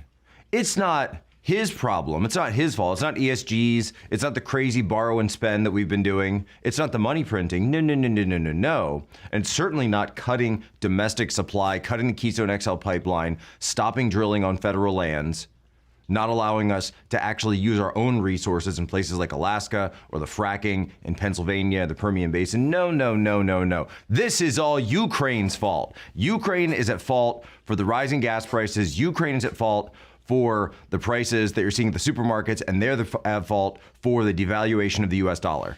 Cut me a break. But not only now are we hearing this from the administration, ABC, CBS, and I'm sure NBC will be right behind, are all falling in line and saying this. And CBS has the headline up: Ukraine crisis is already hitting Americans' wallets. Gasoline prices could surge even higher. The inflation is going up. The Russia's exports of oil and the sanctions and all of this. This is going to, by the way, Ukraine, the supply chain crisis, also Ukraine. Totally Ukraine. Platinum, nickel, all the diamonds, the chips. You're kidding me, right? Well, congratulations, everyone. A new scapegoat has been unlocked, right? So now they are going to use Ukraine and Russia and Putin and all the rest of this as a scapegoat for their own failed domestic policies. So congratulations. You went to wag the dog in Ukraine, but you ended up poking the bear, and then the bear responded, and now you're trying to use this to look, do you actually think the American people are this stupid?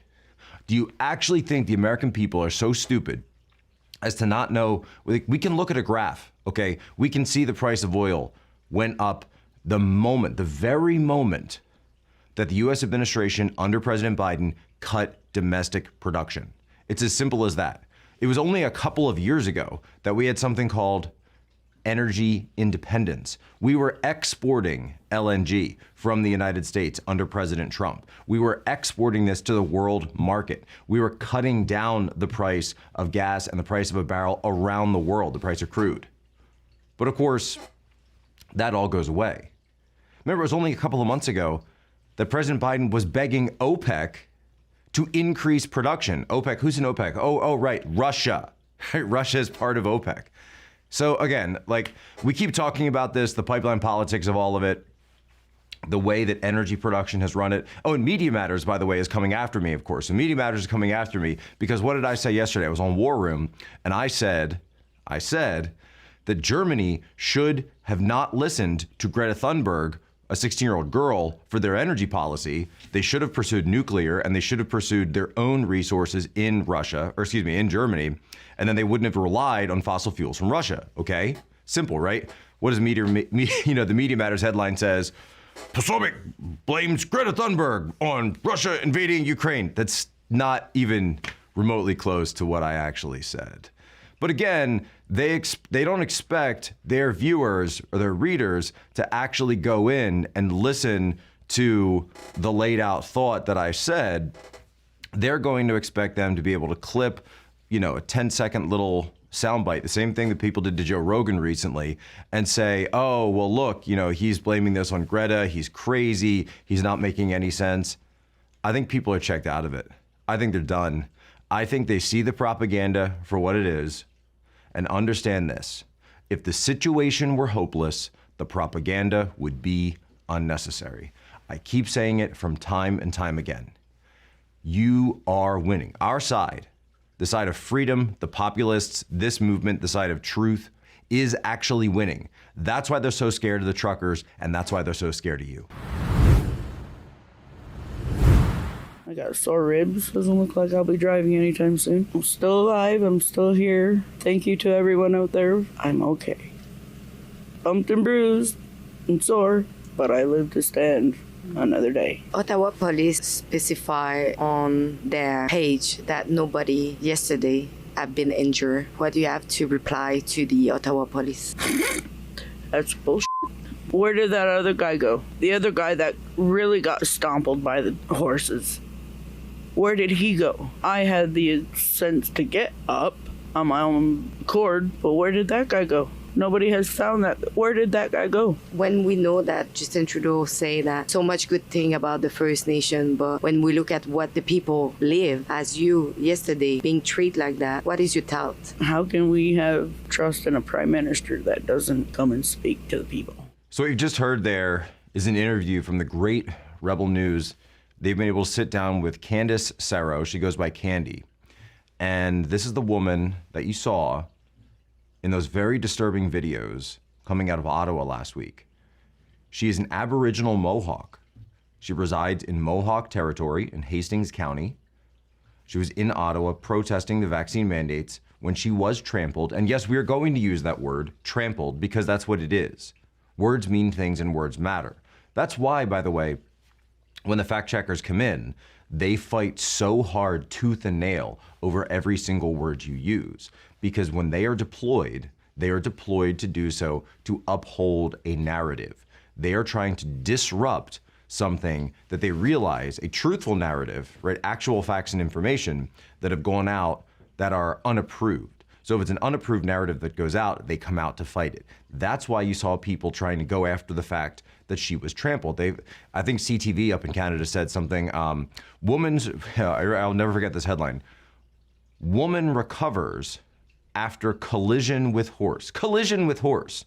So remember, she's on a mobility scooter. If you haven't seen these videos yet, she's on a mobility scooter. She's standing in the crowd. The horses charge into the crowd. The mounted, not by themselves, obviously, the mounted units, the police officers that are on the horses go into the crowd. And I've been to a lot of protests. I've been to a lot of demonstrations going back. I think the first one I really remember that had mounted units like that was the Philadelphia RNC all the way back in 2000. So 22 years ago, I was working down the city for a construction firm there, and we were working on this this restaurant. And I remember seeing, a lot of road closures, a lot of protests, and certainly a lot of mounted units. I never saw, and to this day, I've never seen mounted units, even all the way up to the DNC that was held in Philadelphia in 2016, which I was also at, had massive protests from the Green supporters, the Burning Bros.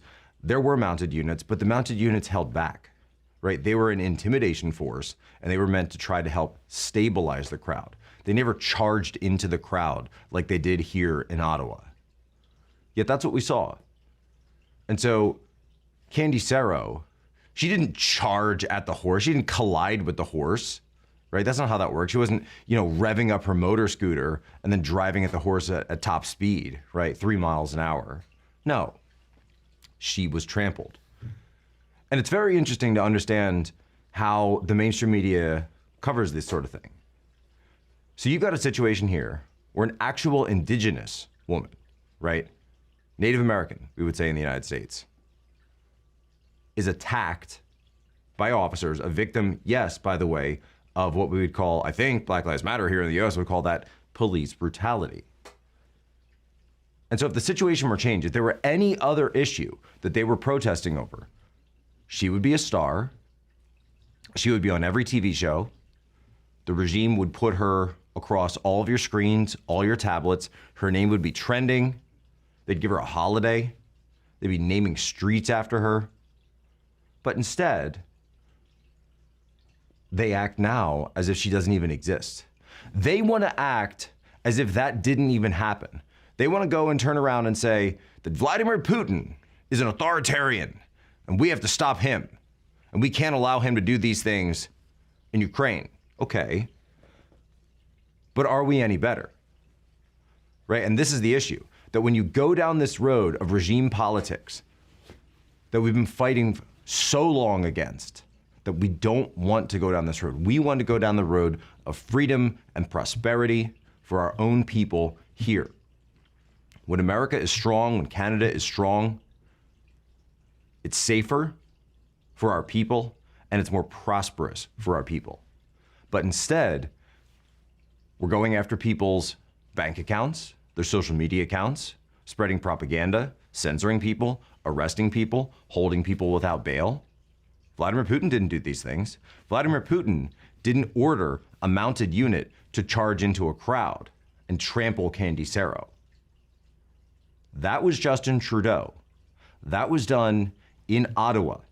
This wasn't in the Eurasian landmass. This wasn't thousands of miles away. This is right across the Great Lakes. This is right here on the continent where we live. And you saw the Post Millennial had the headline yesterday. 65% of Americans in the Democratic Party support what Trudeau is doing. You people better wake up, and you better wake up fast.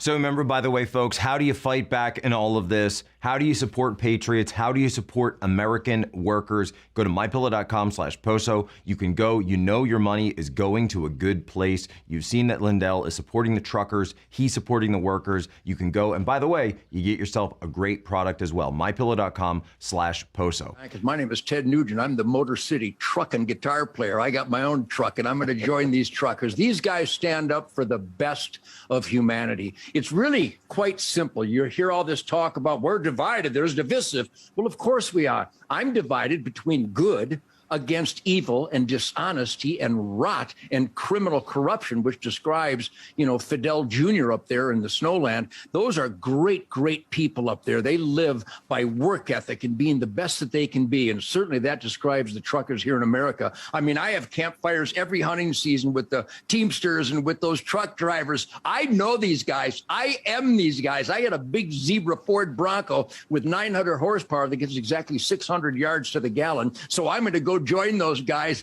The new headline is this: the American People's Convoy is getting ready to roll. 1,000 trucks, we're told, are beginning an 11-day drive from California to D.C. to protest COVID mask and vaccine mandates. We're also hearing now that the D.C. National Guard is going to be called up, that Bowser has put in their request, Mayor Bowser has put in this request, and that this is all hurtling towards the State of the Union on 1 March next week. President Biden will be giving that from the U.S. Capitol. Now, look, I got to say, folks, this is something where I really need to urge caution. A U.S. convoy is not the same thing as a Canadian convoy. The Canadian convoy was very successful, extremely successful. You had the moral upper hand. They were able to make that stand peacefully and respectfully in multiple locations across the country for about 3 weeks on end. All right? Here's the difference. A U.S. convoy will be infiltrated immediately. You will get agitators, possibly people with ties to federal agencies coming into this. It is a recipe for all sorts of agitation. And we're not talking about Vladimir Putin's false flags in Ukraine. No, no, no. By the way, I love how it's amazing that the regime will say that anything that happens in Ukraine is a false flag from Vladimir Putin. But if anything happens in the United States and you suggest that it might be a false flag, even if federal agencies we find out are involved, we'll know that's crazy and false flags never happen.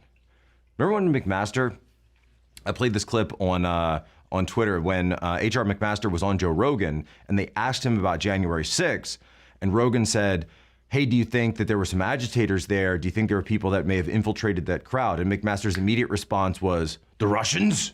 Was it the Russians? Right, because this is how most generals in the United States are trained to think, right? Or I should say trained to not think, they're trained to regurgitate. So they're told one narrative again and again and again. There's no critical thinking there. You're given a set of circumstances and then you pick and choose one of those which fits what you think is the situation. There's no critical thinking of, why would Russia, do something like that? Doesn't make any sense. It certainly doesn't support any of their goals or aims, but it doesn't matter because this is how he's been trained to react. This is how McMaster's been trained to react. So we've got the People's Convoy coming. The National Guard is already deployed in Washington, D.C. They're getting spun up. Here's what I suggest, because people are saying, well, Poso, hold on, we want to do something. We don't want to just come down. All right, that's fine. You know what I saw in New York yesterday? In New York yesterday, there was a protest outside the Canadian consulate and people were driving by honking. Love it. Come to the U.S. Embassy here in the United States, here in Washington, D.C., and start honking there. Go across all the Canadian consulates and just start honking and wave the Canadian flag and the American flag. Come out and do that. And truckers, you will be far more effective in terms of any of this with a nationwide truck out. Call it a park off. It's a strike. Just go on strike. Just park your truck. Just park your truck, and then you post a video to social media saying, I'm parking my truck. And then you say, President Biden, truck off. That's all you got to do. So you use the power of social media to increase your footprint nationwide. We need to work together to safeguard global peace and tranquility. Security of a country should not come at the expense of that of another country, and security of a region cannot be realized by beefing up military blocs. The idea of exclusive security and absolute security must be rejected. We all must guard against and oppose any attempt for new Cold War and strive for a world of enduring peace. So what you're hearing there is China's foreign minister responding to this crisis in Ukraine. And it's very interesting because what he's saying is, and we saw this also from the Chinese Foreign Ministry, the CCP put this out this morning. They said Taiwan is not Ukraine. Taiwan is an integral part of China and always has been, period, full stop. So understand, and I laid this out yesterday on War Room and I can expound on it here. China cannot publicly support what's going on in Ukraine. And they cannot publicly support Vladimir Putin in his support for the separatists of Donbass and Donetsk. Why is that? China, the CCP, they support a policy called territorial integrity. They've always stated this. This is their stated goal for their reasoning that they can hold Tibet Xinjiang, and then eventually try to reincorporate Taiwan back into the Chinese mainland. Interestingly enough, by the way, Taiwan still, if you remember the podcast we did a couple of weeks ago talking about the Taiwan situation and explaining it, Taiwan's government, the Republic of China, also considers themselves to hold sovereignty over the rest of mainland China as the rightful government. So they declare they were the former government, the Republic of China, okay, for the rest of the entire mainland. Now, obviously, that's not the situation. And so the status quo has always been this one of kind of strategic ambiguity. Same deal with the American policy towards the situation. So the one China policy doesn't necessarily mean that you support Beijing or Taiwan. It's very ambiguous, very vague, by purpose, by design. The CCP does not support separatism. Russia, in this instance, Putin, is saying that he supports separatism for Donbass, and he's using NATO's arguments for Kosovo against them back in the 90s, okay? Massive wedge issue. And if American leaders were smart, they would be using this and exploiting this situation to drive a wedge and break up any kind of alliance between the CCP and Moscow. It would be very easy to do this. It would be simple. It wouldn't even take much. You could put out some resolutions and take care of it. But of course, they're not going to do that because our leaders are idiots. And now listen to this. We just got a leak from Business Insider has the article. An accidental post on Tuesday revealed a Chinese media outlet's instructions on Russia-Ukraine coverage. The post noted that no anti-Russia content should be published and also no pro-Western content, right? So they're trying to keep as much strategic distance as they can on this issue because they are walking a tightrope. They know that they cannot say they support Russia's independence for Donetsk, because if they were to do so, the very next step would be Taiwan declaring independence. And they would say, well, we are using your standard, the same standard that you set there. Do you get how that works? Now, the same issue, though, is that we have a weak administration, we have a weak foreign policy, our military has been degraded, and it's not just degradation from an equipment side, it's degradation of a mindset. The Russian military has tanks. We'll wait till they see our diversity training. Well, that's all the time we have here. Human Events Daily. Remember, our promise, our oath, our solemn vow to you, be good, be brief, be gone. Same time every day. This is your daily briefing. I wanted to send a special message out. Got some news before the show today that a good friend and a patriot, Rich Higgins, was a U.S. Army major, an American patriot, 20-year veteran, U.S. Army, and a member of Trump's National Security Council, passed away this morning. Had complications after surgery. He was in the hospital for a long time. So our prayers go out to Rich, to his wife Karen, to their 4 children. We will keep up the fight. Today's history break. Today, February 23rd, 1945, the raising of the flag on Mount Suribachi. Remember our history. Remember who we are. Ladies and gentlemen, as always,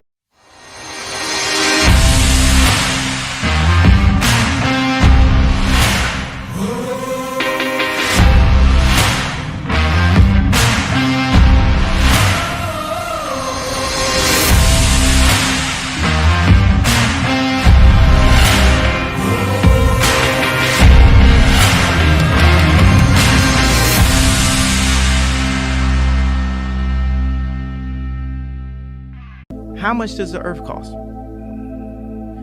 I'm gonna buy the entire earth.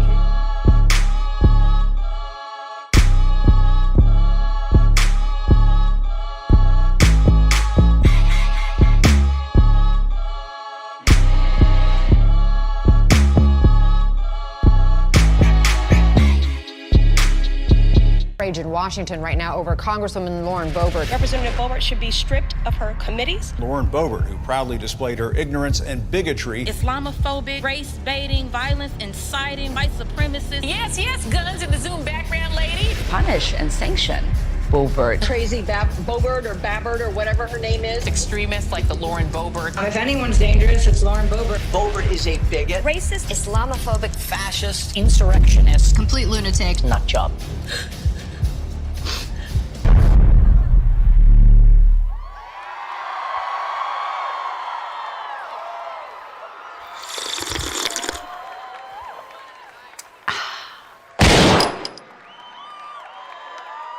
think you are, to disarm Americans. I will not be canceled. They have no winning issues to talk about. Either we have laws or we do not. So my colleagues from the other side, they can keep running their mouths and we will keep adding to our arsenal. This is the greatest nation this world has ever seen. Our rights don't come from politicians.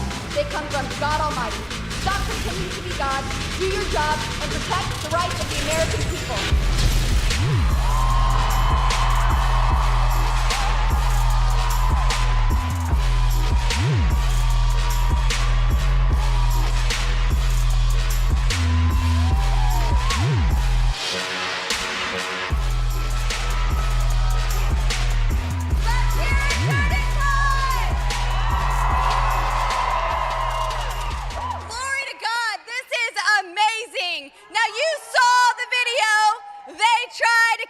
Me, but I'm not bowing down. I refuse to be bullied by people who hate our country. I refuse to back down and be silenced. Now, these same progressives tried to cancel me in Congress. They said, what should we do? Should we censure her? Should we strip her committee assignments? Well, Nancy Pelosi's leadership got together and they discussed that. And they said, actually, Madam Speaker, that will only empower Lauren Boebert if we try to cancel her.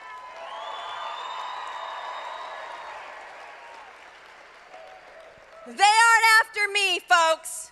They're after you. They're after our children and our children's children. They are after our country. They can't control me in Congress, and they hate it because all they want is control. They want to dictate every aspect of your life. They want to control your education, what you learn, what you're taught, who you're taught to hate. This amazing country, they teach our children to hate it. They want to control your words, what you say, what you post. They want to monitor your medical decisions.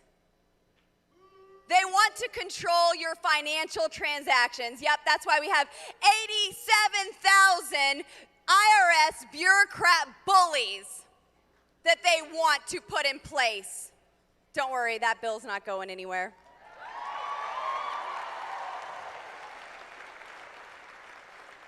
They hate me because I share the message that they can't control me, and they certainly are not going to control you. The problem is, they've never seen someone who is so radically themselves. Authenticity seems to be banned in Washington, D.C. But they want to control everything, even down to the way you protect yourself. That is why I stand firm on the Second Amendment. Look,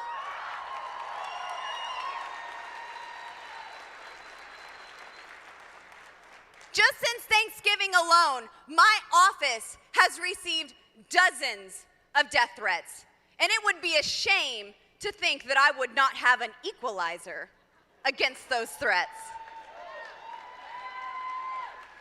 Just ask my new friend Kyle Rittenhouse, who's here this weekend.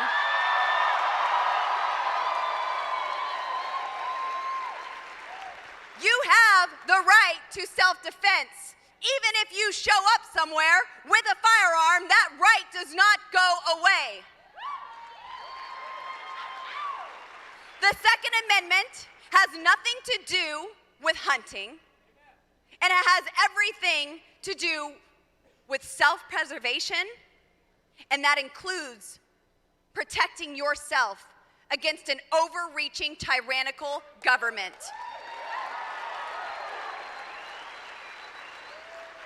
And now I gotta give it to Kyle and his team, his legal counsel, because they didn't say, hey, look, we shot the guy, but we didn't pull the trigger. No. Kyle Rittenhouse did not Alec Baldwin that scenario like the prosecutor did with his poor trigger finger form, pointing a firearm at a room full of people without even clearing the chamber. Goodness. Guns don't kill people. Alec Baldwin's ignorance does.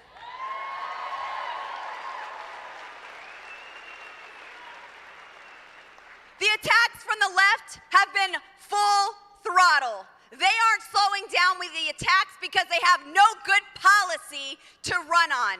They have nothing that advances society, that promotes freedom, that inspires people in the United States of America. So they want to shred our Constitution. And the Second Amendment isn't the only thing under attack. It's your First Amendment as well. Your freedom of speech is absolutely under attack.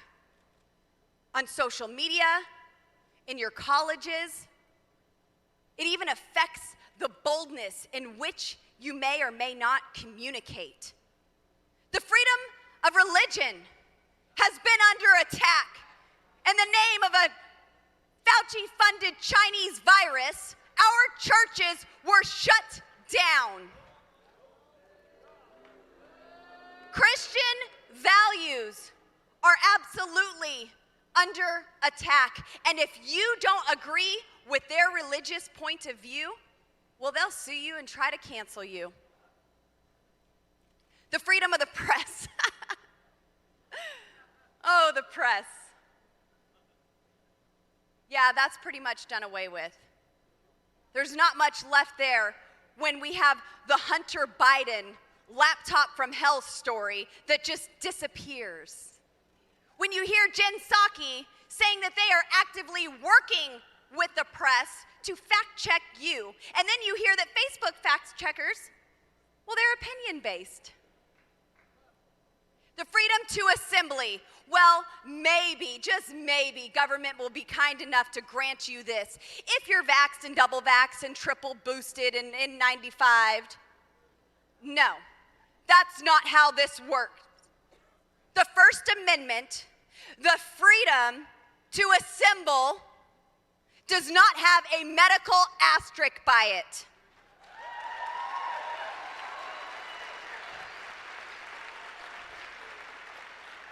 The proper role of government is not to keep you safe in your personal capacity. If so, I wouldn't allow you to drive here today. That could be pretty dangerous. The proper role of government is not to keep you healthy in your personal capacity. If it were, I would make sure you're taking your zinc and your vitamin D and your vitamin C, eating your greens. The proper role of government is to keep you free.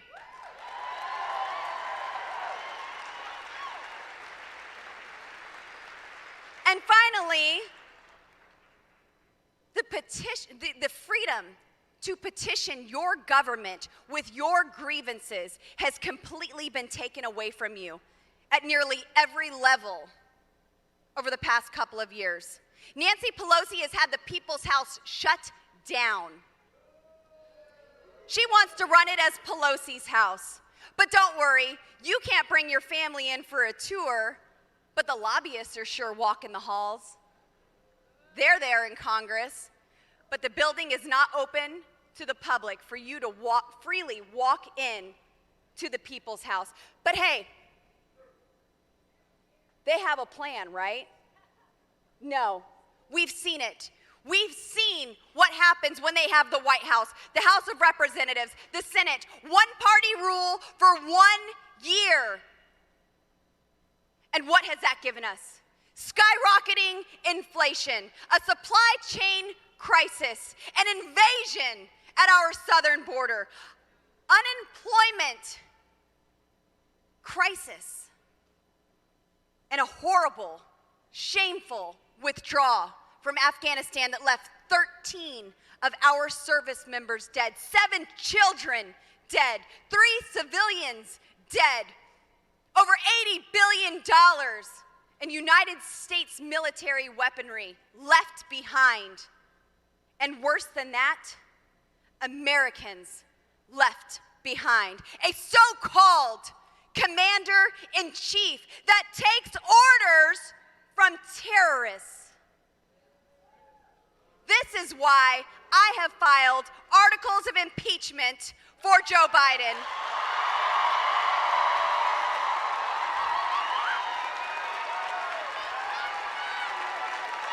Get him out! Get him out!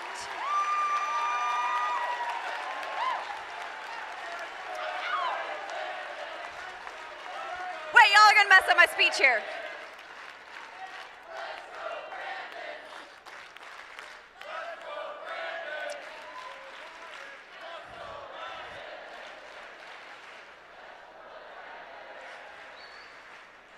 Y'all missed your cue. Don't worry. Diversity and inclusion are back in the bureaucracies. The adults are back in the room. Don't you worry. You know what? I think that there's a term for this. I think I just heard something like that. But for this failure of a so-called presidency, there is something that's unifying America each and every day. There's a little term that has gone completely viral, and you all know it far too well.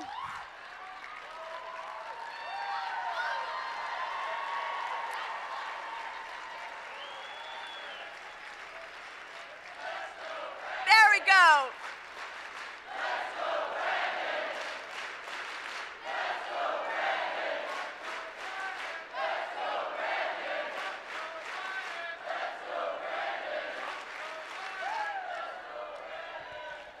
You know, I was with President Trump there at Mar-a-Lago at his home in Florida, and we got that chant going, and the president looked around, and he said, you know, I like the first version better.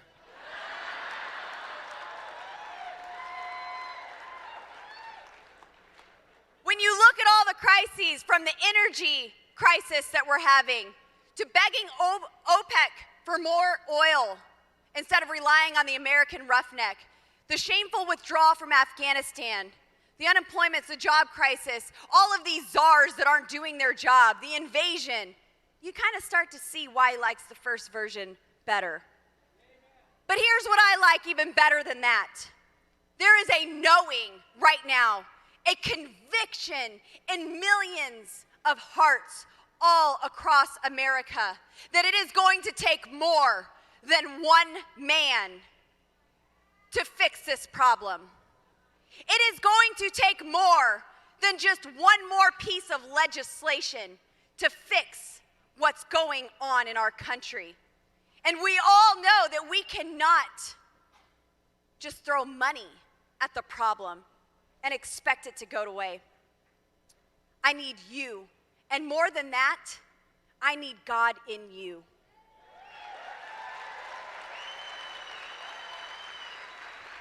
There is one man that came here for a solution, and Jesus has done everything that he's ever gonna do.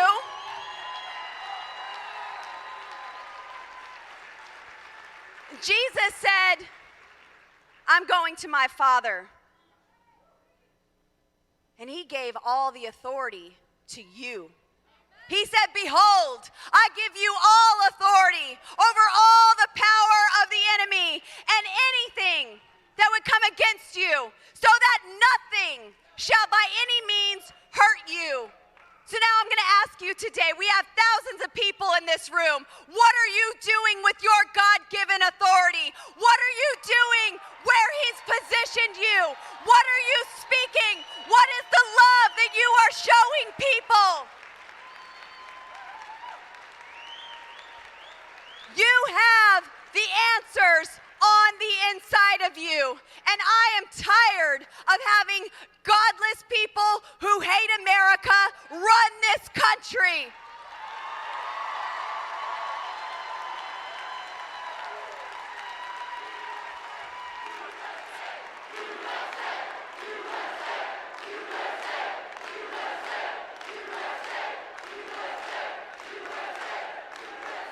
The most country this world has ever known. And it is time we take our positions, because I'm tired of having brother marrying, violence inciting, Chinese spy simping, Parmesan smoking, gun grabbing, terrorist supporting, Israel hating, ooh, we just added a new one, child sniffing, commies, wreck this country.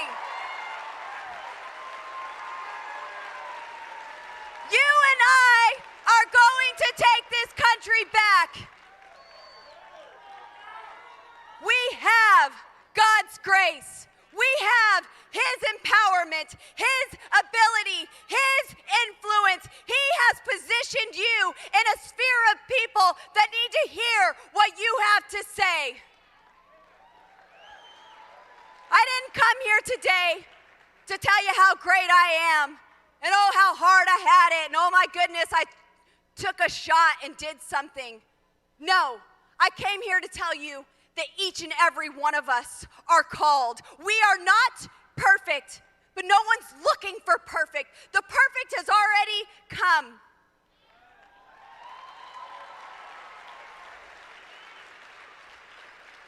Now more than ever, we need principled public servants who put people first, who will put America first, who aren't afraid of the mainstream media and the attacks and the lies.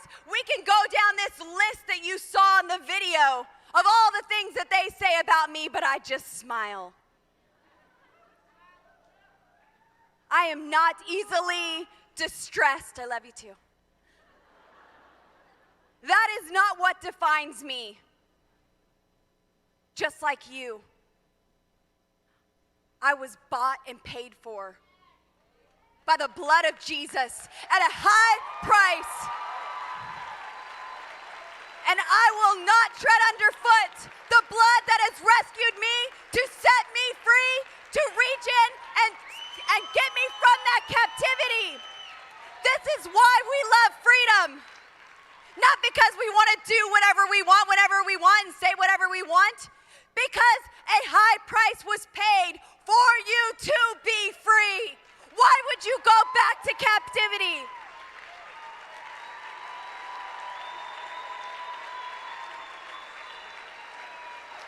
No longer will we be bound by the enemy, but we will live limitless. Now listen, I know y'all know how to get rowdy. I know you know how to cheer and chant and get excited, but I want to end a little differently. I want to pray with you all. Because that's what we need in America more than anything. And if you don't know Jesus as your Lord, as your Savior, I hope that there's a calling so deep inside of you that it keeps you up at night and you can't sleep. You can't eat, you can't think of anything about this man who is calling you.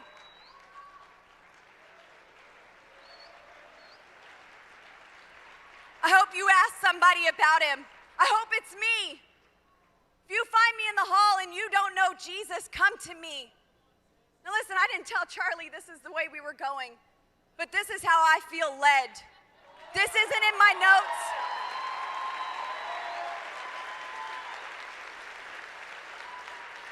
Those who are the true sons and daughters are led by the Spirit of God, and we're going to pray. Father God, I thank you. I thank you for the blood of Jesus that has purchased us, that has set us free. Jesus, I thank you that you came here as a man anointed by the Spirit of God to show us how to walk out this authority that's been given to us. You showed us what God had in mind all along when he created man, to walk in fellowship and in perfect union with man. Jesus, I thank you that you came to restore that relationship. You went to hell in our place, Jesus, but you didn't stay there. No, you took back the keys of the kingdom and you rose again. And you didn't leave us here alone, comfortless. Holy Spirit, I thank you that you are here hovering in this place, ministering to hearts and minds. Holy Spirit, I thank you that you are the part of the Godhead that is here talking with us and through us, living out Jesus on full display, Holy Ghost. I thank you for leading us, for guiding us, for consoling us and counseling us. Thank you for being our rear guard as we have the armor of salvation, the armor of God, that helmet of salvation, the sword of the Spirit, the breastplate of righteousness, the belt of truth, that shield of faith that quenches the fiery darts that come our way, and the shoes of peace. But that is all forward-facing armor. Holy Ghost, it is your glory that has our back. You are our rear guard, and I thank that you grant each and every person in here boldness, great boldness and courage to go out and stretch forth your hands so that signs and wonders would be wrought in the name of Jesus. That everywhere they go, signs would follow and people would come to know you, God. God, we are sorry. Forgive us for our sins. Forgive us for the sin of abortion that is in our nation, God. I know the blood of those children cries out to you, God. Give us a way. Give us a way to protect them, Lord. Thank you for showing us what you have planned in America. Thank you for using us. You are just, and you're not going to go outside of what you've promised, God. You're going to use your people. You're going to use the body of Christ. And I thank you, Lord, for that. We give you glory. We give you honor, Lord. In Jesus' name, I pray a blessing over this group. Amen.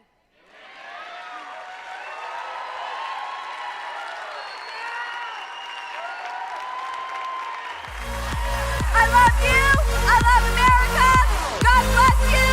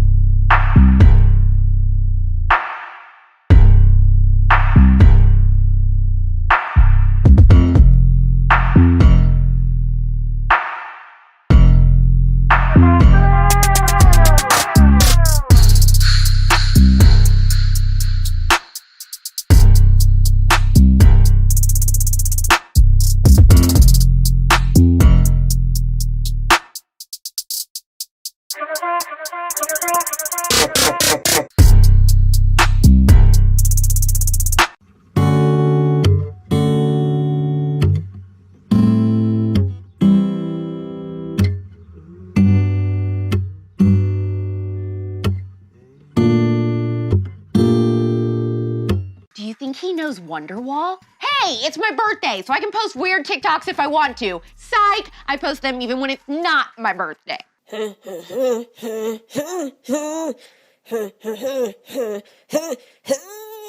Really juicy stories today. It's confirmed that Britney Spears is writing a tell-all. Disney is jumping into the Great Reset agenda in a really freaky way. Sam Hunt may be the biggest douchebag in country music, and Hillsong Church is getting a docuseries all about their drama next month. Plus, wow, that was really intense. Plus, a YWLS announcement. I'm Alex Clark, and it's my birthday! And this is Politics.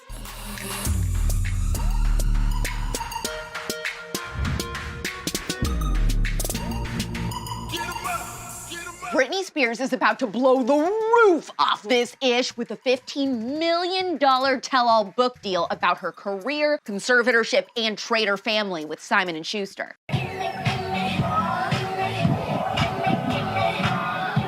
I'm very excited for this, but I am shocked that this went for 15 mil and the Obama's book deal went for 60 mil. Darling, darling. Hello? Wait a minute. Is this the Obama? Watch us spend $34.99 on this book, and then we open it, and it's just 800 pages of emojis. I'll have a good book one day. A good mysterious book. Before we get into Disney drama, tickets for Turning Point USA's Young Women's Leadership Summit, or YWLS, are available now. If you went last year or just saw videos and pictures online and missed out, do not miss the opportunity to snag your spot now. The conference is June 2nd through 4th in Dallas, Texas. It will be bigger and completely different than it was last year. I can't say a lot now, or Lauren Tonsich, our events director, will kill me, but you're going to freak out when you find out the whole theme. Apply at tpusa.com/YWLS. You can use code POPLITICS for 25% off all general admission tickets. Students 26 and under and even regular adults can attend. And YWLS is the biggest conservative event of the year. I mean, we're the ones who've got the biggest speakers in the conservative movement after all. Plus, this year, we're working to have even more speakers that you love or will love once you hear them. Trust me. They're gonna talk about topics I know you're interested in, just like on The Spillover. Do not wait. tpusa.com/YWLS and use code POPLITICS, or just click the link in our bio. We know about BlackRock and Blackstone and the Great Reset. If you don't, or you need a refresher, listen to episode 8 of The Spillover with Jack Posobiec. Now, wait till you hear how weird this new thing is that Disney is doing. Disney. Disney. Disney. Disney. These nuts. Got him! Disney is in the process of developing what they're calling story living towns or story living communities in California. They're residential communities completely owned and operated by Disney in Rancho Mirage, California, that will be totally curated by Disney employees. The LA Times says fans will be able to live, make friends, and soak in the magic of Disney in their everyday lives. Why should we trust you? This sounds extremely Truman Show to me. I would not want to live in a subdivision or neighborhood where everything is curated by cast members. That is so weird. How do you even know if a neighbor is actually your friend or they're just acting because they're paid to be nice to you? Everything I know is a lie! I mean, can you even imagine being a conservative in a community like this? They'll probably build a nice little Beauty and the Beast jail cell to throw you in underground if you think out of line. This one's got its own dungeon. Boy, Sam Hunt turned out to be a turd, didn't he? Oh, that's real nice. His wife, Hannah Lee Fowler, just filed for divorce and revealed she's pregnant due in May, which no one knew. She cited adultery as the reason for divorce, and according to Page 6, the court documents also state the husband is guilty of such cruel and inhuman treatment or conduct toward the spouse as renders cohabitation unsafe or improper. This is a crime. This is a princess here, and you're treating her like this? Oh, I don't think so. How did Sam Hunt write an entire album about this woman only to end up cheating on her while she's pregnant? Country boy, I love you. You worthless scumbag!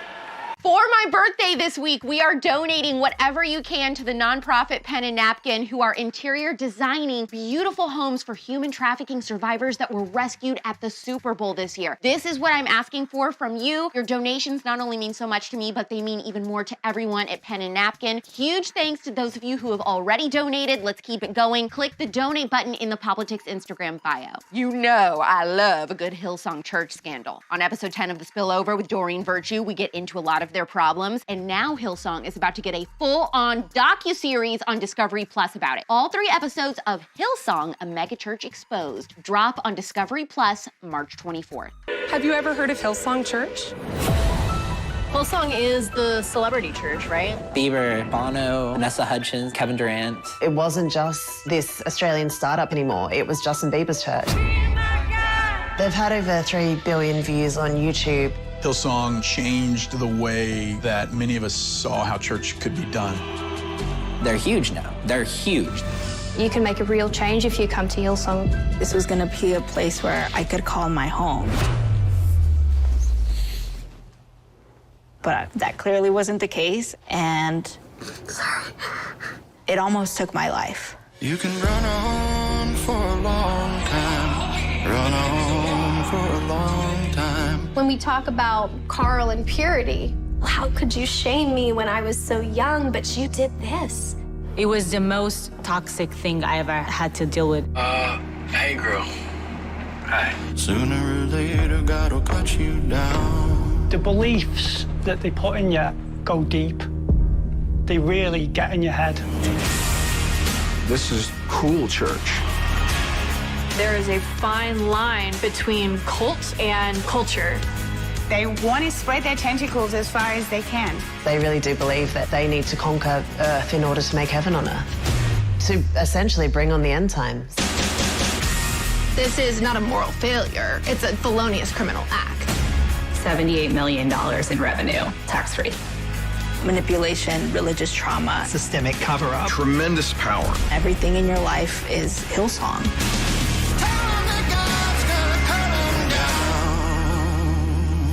Thank you so much for all the happy birthdays and sweet comments and messages. Please consider donating to Pen and Napkin to show the world that not only are we cute-servatives, but we're care-servatives too. Heart this episode before you go anywhere. Share in the comments your thoughts on the Hillsong documentary if you were ever a Sam Hunt fan, and if the Disney story living neighborhoods sound cool or creepy to you. DM this episode right now to someone and say, I think you'll love this song at the beginning. So something really sweet, my boyfriend surprised me with a trip to New York City today for my birthday, so we will be back with a new Politics episode Monday at 4 p.m. Eastern, 1 p.m. Pacific. It's pop culture without the propaganda every single day. Also, make sure you get your YWLS tickets. I'm Alex Clark, and this is Politics. Support Politics, the first ever conservative pop culture daily show, by subscribing to our channel, turning on notifications, and of course, hitting the thumbs up. Also, our main home is on Instagram. Seriously, just trust me, that's where the real magic happens. Follow us there at Politics.